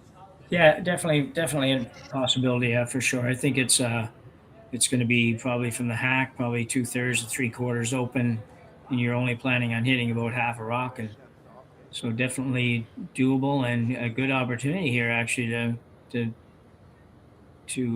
get rid of both stones and have Mike probably try to blank because your shooter have to assume the shooter's going to roll out. McEwen would blank and take hammer to the 7th.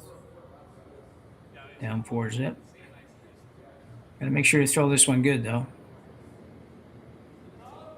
Here's Phil Hosli with his final, the 6th. Working hard to get past the guard.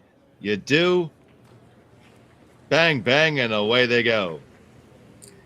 Yeah, that was a really big shot. You can see here, just through, you know, he's going to throw it firm and have to just take your eyes off the guards and not see those rocks.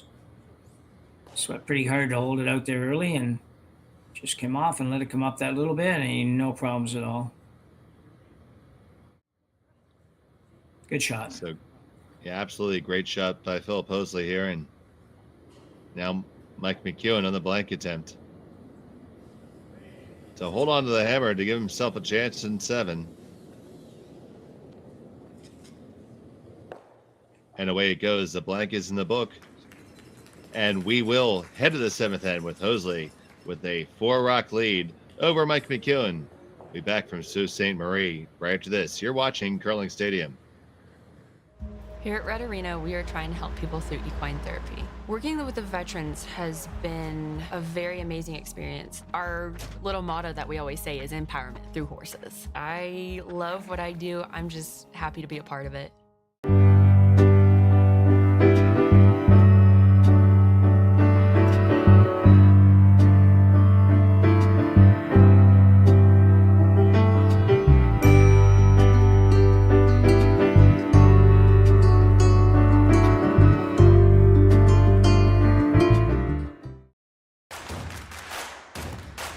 Imagine being able to stream every curling game from every sheet from any event, be it your Wednesday league game, bonspiel, or corporate event. Curling Stadium offers an all-inclusive streaming solution featuring high-quality cameras, ease of use, great reliability, and minimal installation. Offering your sponsors customizable ad space on your streamed curling games and being able to sell video packages to your corporate events for increased revenue. With Curling Stadium, you can stream to any device, be it your mobile phone, tablet, or computer. Push the feed to your desired platform, be it Facebook, YouTube, or any other social media. Curling Stadium is simply the way forward. Where it's commonplace in other sports to televise every game, we want to do the same. Curling is a global sport, and it's time it gets the coverage it needs. Make your curling club the next Curling Stadium. And we're back here in Sault Ste. Marie. Seventh end action. You see there the time clock's 5 minutes remaining for Team McEwen, 9, plenty of time for Team Hoesli. And McEwen's going to have to make the best of those 5 minutes and 10 seconds because he trails 4 at this point, Jim. Yeah, desperation measures for the McEwen team here. He's got to get a couple of corner guards up, and I'll be interested to see whether he stacks the corner guards or if he goes other sides. He's going to throw the two on the same side. It's sort of a thing people do now. I haven't got much experience in playing that personally. I never have done that. We've always done the two sides. And I think this works. I don't know about down 3 or down 4 rather. It's, I'm not sure, but regardless, he's going to get some cards out there that can't be removed, and then he'll work at getting some in around it. Try to somehow manufacture a 3 here. You really don't want to go to the last end down 2 without the hammer. It probably has happened, but I doubt this happened very often that you'll steal a couple. So.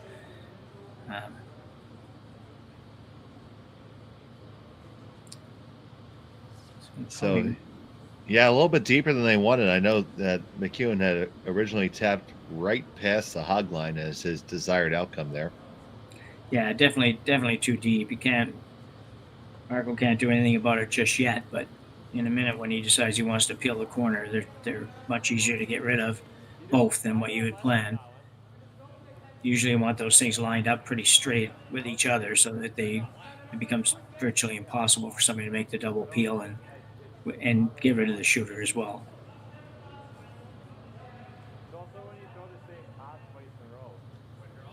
So they're discussing their strategy here. Looks like they settled on just coming down into the 4-foot.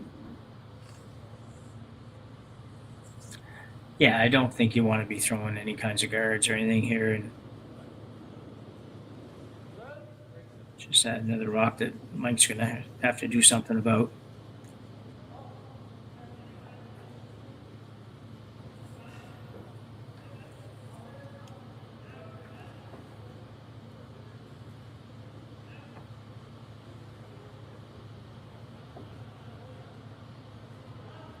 It's very nicely done. So I think Mike is going to be forced to throw a higher one there.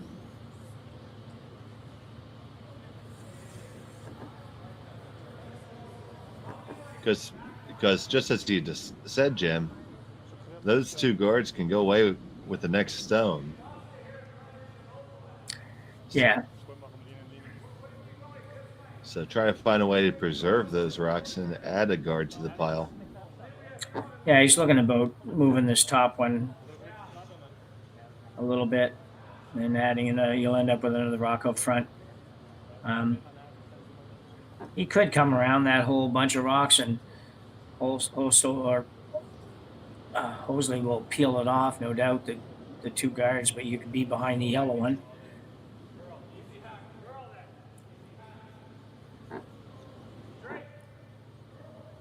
So Kevin Marsh's rock, Colton Flash,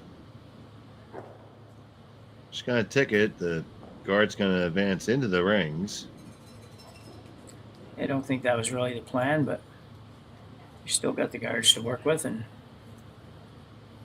the guards are both accessible.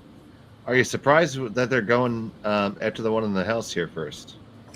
Yeah, not totally. It's pretty much wide open, and it's kind of a 6 and 1 half does the other. I think if you peel both guards off, then Mike's going to throw a corner back up there. You're going to have to keep going at it. It's pretty much open. I don't think there's anything terribly wrong with this. I know where you're going with it. It's quite often teams will ignore rocks that are in the house and peel the corners, but I'm not against this one. I don't quite know how Mike's going to use all those green ones unless he makes a really nice hit and roll here.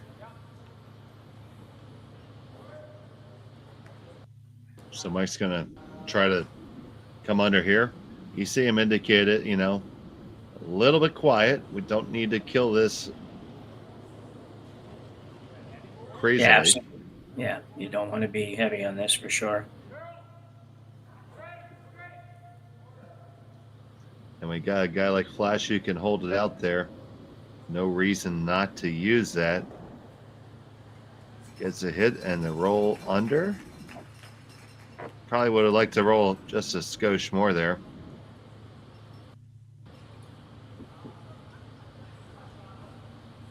Very short tap back available.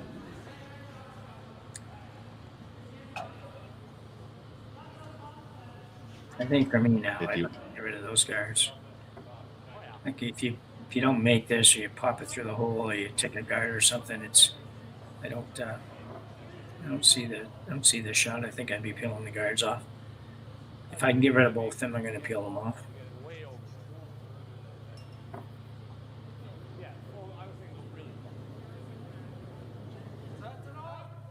Marco Hosli.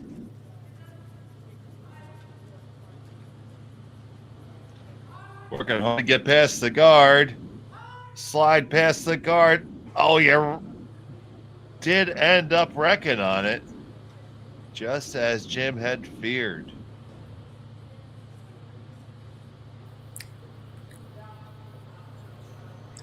McEwen's still going to need some help here. He's going to have to. They're going to have to make all 4 of their shots remaining, and they're going to have to get a little bit of a break from the Hosli team because it's the yellow one's so close to the green that, and with no guard on it now, that even though they're going to play a hit and roll behind, they could be sitting 2 here buried, but they're still pretty accessible, I think. So he's going to need a little more good fortune yet.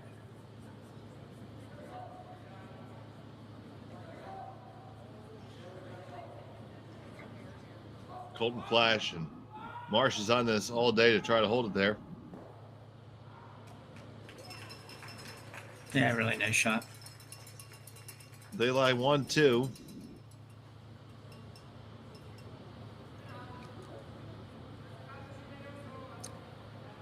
The run double is definitely there.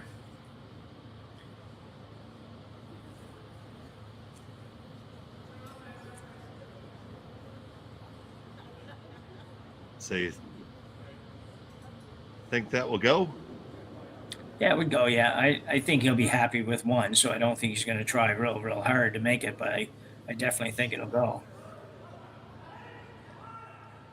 Here goes Hosli. He gets 1, and well, why don't you get them all? Wow. What a shot. Yeah, good shot. I think the green one's still counting, still in, but that was very interesting too. Yeah, very interesting because it looked like the yellow was kind of chasing it and actually double tapped it in the way through. Yeah. Where did we get that camera angle? That was a pretty good shot.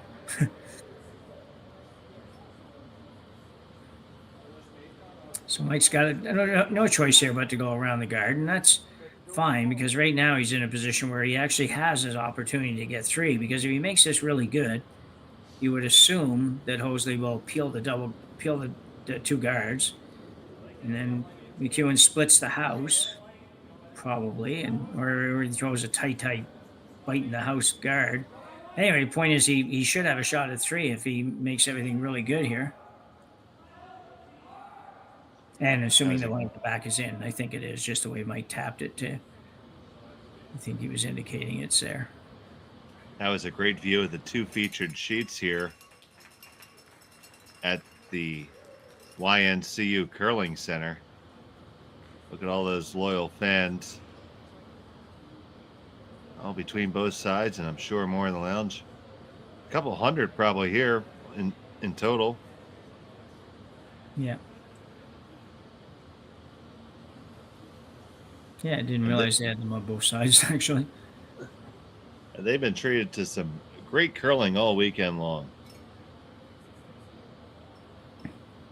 So with that one possibly still nibbling there, since we know we can make that camera angle shot, we'll ask for a tight look at that a little bit later, maybe after this one.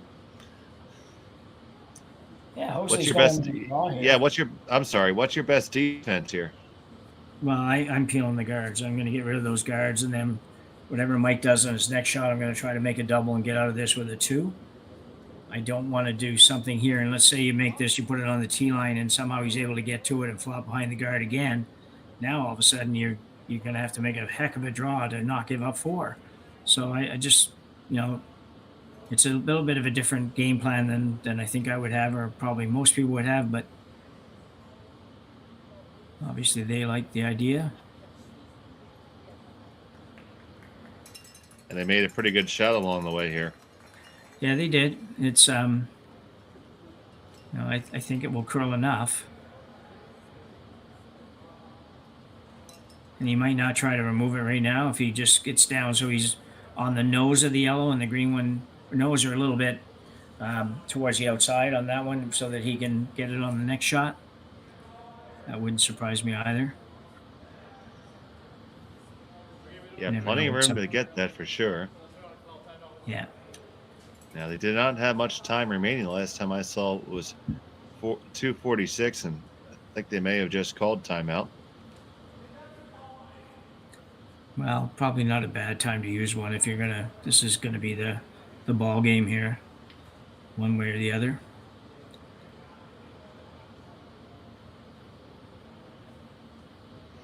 So, Colton comes on down.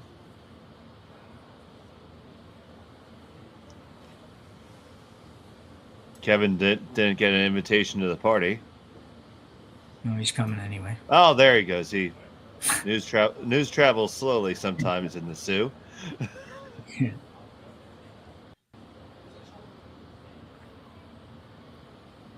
It'll be interesting what he decides to do here. It's just, if you knew you could come by the guard tight enough and tap the yellow right out to the left where he just indicated, and just make a little flop in behind that corner guard, I think that would be the A shot.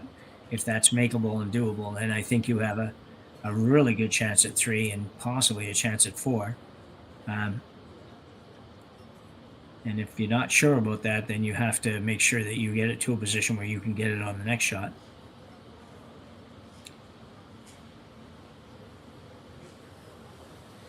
It does look like they're going to try to dig it. Yeah, I think that's a good decision, really. I think at this point in the game, I think that's a good decision. Even if you don't get it out, you can hit it and just flop behind. You're going to have 2 of them behind there now, and Hosli having to decide whether or not he's going to go in there again or what he's going to do. So it's I like this call. So you see there, less than 2 minutes left for Team McEwen. Got to throw a dandy here. A little downweight shot and just kind of nestle that yellow back in the rings. All about the line call here. It's got to carve on over, bring it over, push it back. You didn't get all the way over. So. No, it didn't work out terribly well. Hosli could probably make the double on the green ones even now. I think it might catch the yellow on the way across. Huh? And it might, yeah. I think there's enough room, but there might not be. And really, if you could hit it and just flop in there behind those guards anywhere would be good. Just so you didn't set up you don't want to set up the double here for a 3.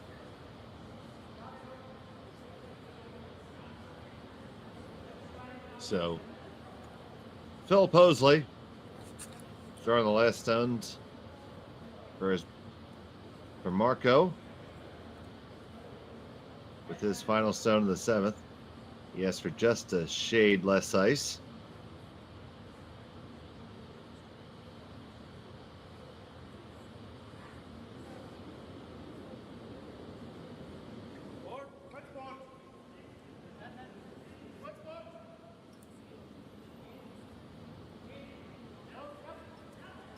On the way. Glor holding it there. You get the hit, you get the perfect flop. Nice shot indeed. Yeah, really good shot.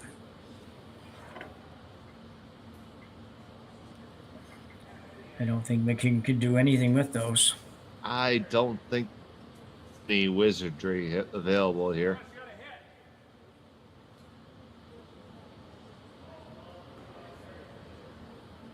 They're going to take their second time out.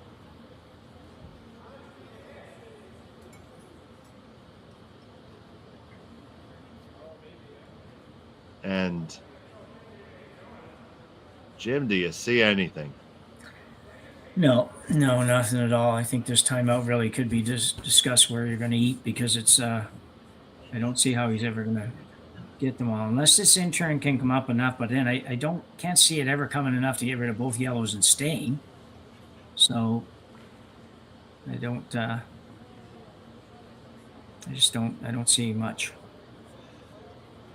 Well, if anything else, I hope that their choice of restaurant has had their heating and cooling equipment installed by Henderson Metal, and they ride on a Kioti tractor to get there. Yeah.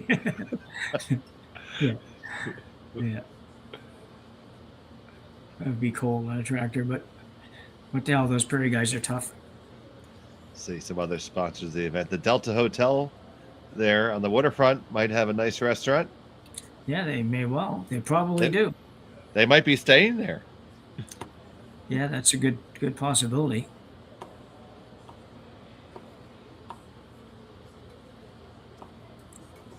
I don't think there's anybody too optimistic on this. I think it's I don't even know what Flash is thinking. I know what he's thinking, but I just don't think it's there. Okay, well, and Flash knows. Share that with the class, please. Well, I think if you could get to if you could get almost to the nose, like just inside the nose, like, or I guess as we look at outside the nose of the yellow one, so you just basically just feathered that top one, like literally just feathered it, then you might slide that out to the edge of the 12-foot and score 2. Problem with all of that is that really these guards, the 2 guards out there, almost have to not be there for you to do that. So I don't think you can do it with lightweight. I don't think it'll ever get over there enough to move it far enough. So I think this is ultimately going to be a shot for 1. So Mike McEwen, final stone. And he throws a helicopter. I don't think they practice this one enough, because I don't think it's going to curl. Oh, here it comes. And it did weasel it through, and that'll be it. Handshakes there, and it's a win for Team Hosli over Mike McEwen. And they will move on to the finals, which will be coming up very shortly at 4 p.m. Jim, I just keep on going back to the third end here. Yeah, I think that was the time, the turning point. Either way, it could have been turning point for either team, but you question McEwen's choice to make that. I think, normally I would suggest that draw for 1, 2-1 after 4 or after 3, and you're still in the ball game. I think it was a little bit early to try that, and I think the degree of difficulty was just that little bit too high for that shot. So that's tough. I kudos to the Hosli team for sure. Not too often you pitch a shutout in this league, and that's what they did in this game. And they played some shots that I might not consider playing, but they made everything they needed to make and held McEwen down. Mike obviously didn't have the game he usually has, but still, they just got outplayed today. And that Hosli rink will face Matt Dunstone in the final. That's going to be coming up at 4 o'clock Eastern Time. I'd like to thank our sponsors, Henderson Metal, heating, cooling, and fabrication since 1954. This is their Fall Classic, brought to you by the Kioti Tractor Dealers of Ontario. So for Jim Nix, I'm Dave Schmel. Thanks for joining us here on Curling Stadium. Have a great day. I don't remember a time when curling wasn't a part of my life. When I wasn't putting in the sweat and hard work to be the best that I can be. Clocking in the time, the effort to practice day in, day out. Curling is more than just a game. It's a family, a community. And when it's time to play, I know I'll be ready. Hardline, supporting hundreds of our next generation athletes.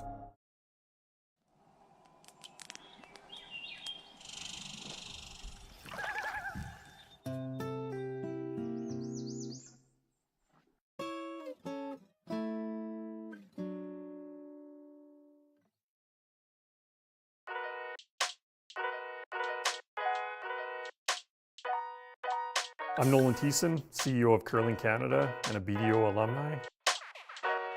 I was a former professional curler with Team Canada, winning the World Championships in 2010 and a 3-time Brier champion. I always loved the Muhammad Ali quote, if your dreams don't scare you, they're not big enough. And I'm also a sneakerhead. Hey Nolan, great to meet you. Nice to meet you. Thanks for coming in. Yeah, absolutely. I understand you're a sneakerhead. And I've always liked shoes with a little bit of flair. I think once I got a little later on in my career, kind of became my brand a little bit. I grew up and Michael Jordan was the coolest person in the world and he had the coolest shoes in the world. So I mean, I think it's, how do you go wrong with Jordan 1s?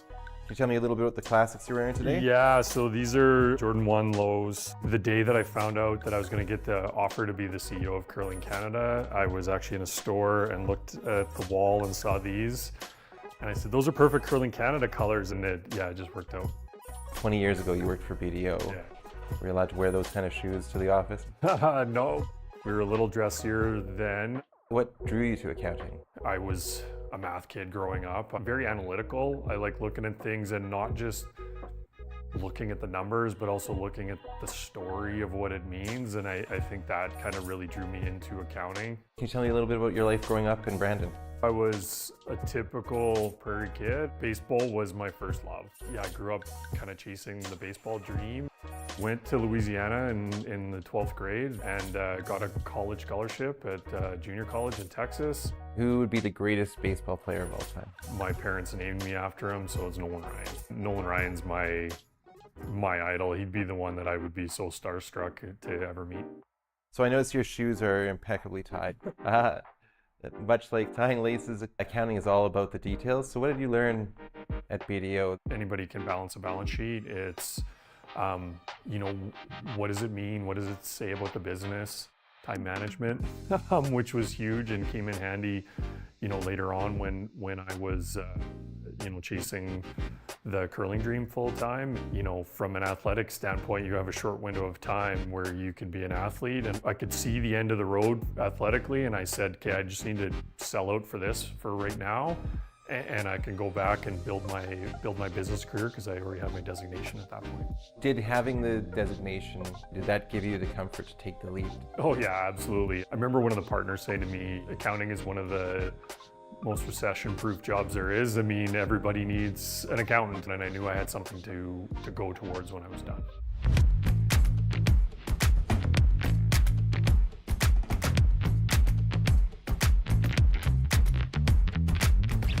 So, tell me about these shoes. So these are my old curling shoes. They're Asham brand, which is from Manitoba. I'm a good Manitoba boy there. So this is the sliding shoe. This is Teflon, which is one of the faster sliders. It's something that I always wanted, was the least amount of drag possible. And that's my trail shoe. And I've got a toe dip, it's called, to try to make this as slick as possible, so when you're sliding out and this toe is dragging, you don't have a boat anchor behind you. Can you tell me about some of your biggest curling moments?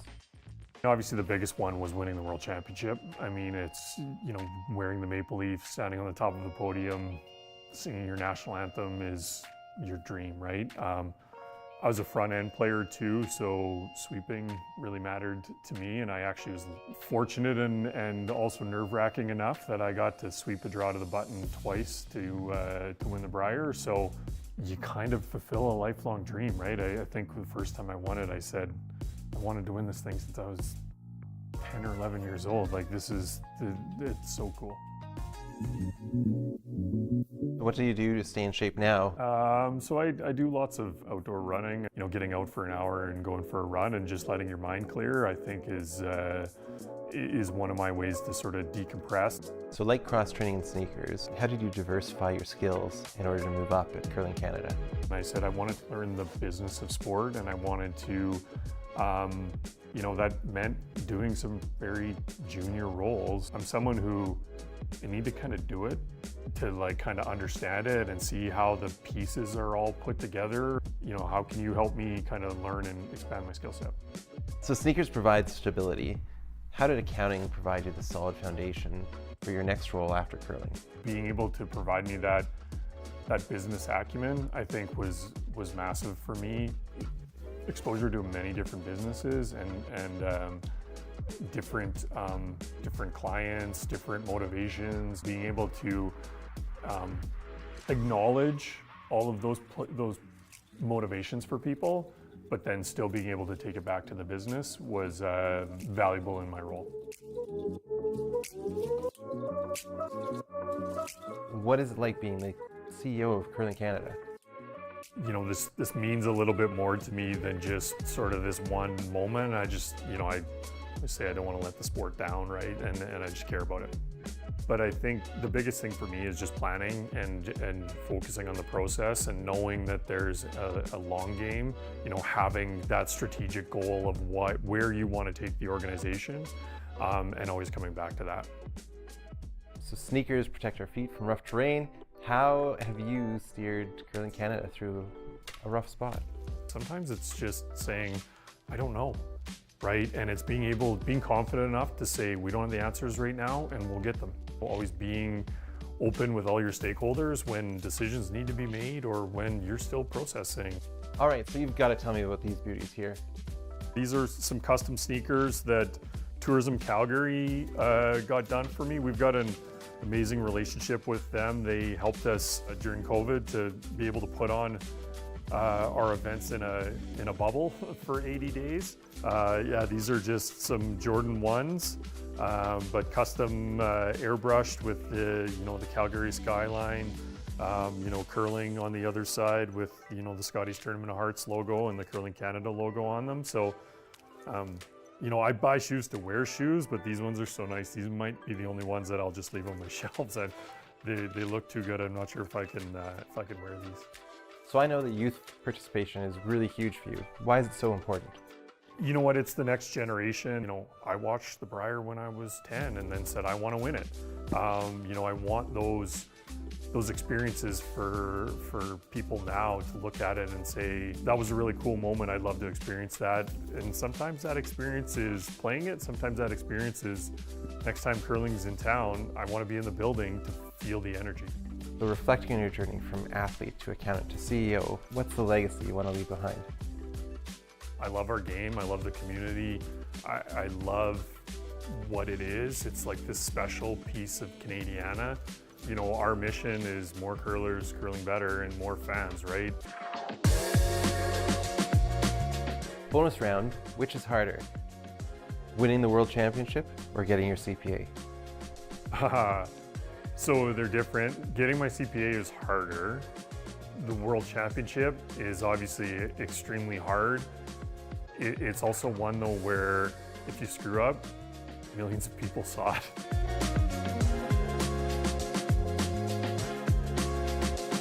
Someone from your past video is here to say hello. Awesome. No, great to see you. Good to see you, Colin. How's it going? Oh, things are going well. Things are going good? So we're so proud of you here at BDO. I've always been kind of following you along. I know you were my lead on a few different audit files, so we spent some time in some bingo halls and some places all over Edmonton. So it's with we got a little surprise for you. Wow. So we got some, knowing that you're a sneakers guy, so we got a pair of custom sneakers for you. I guess they're Air Force Ones, so wow. Take a look. Curling Canada, BDO, look at that, hey?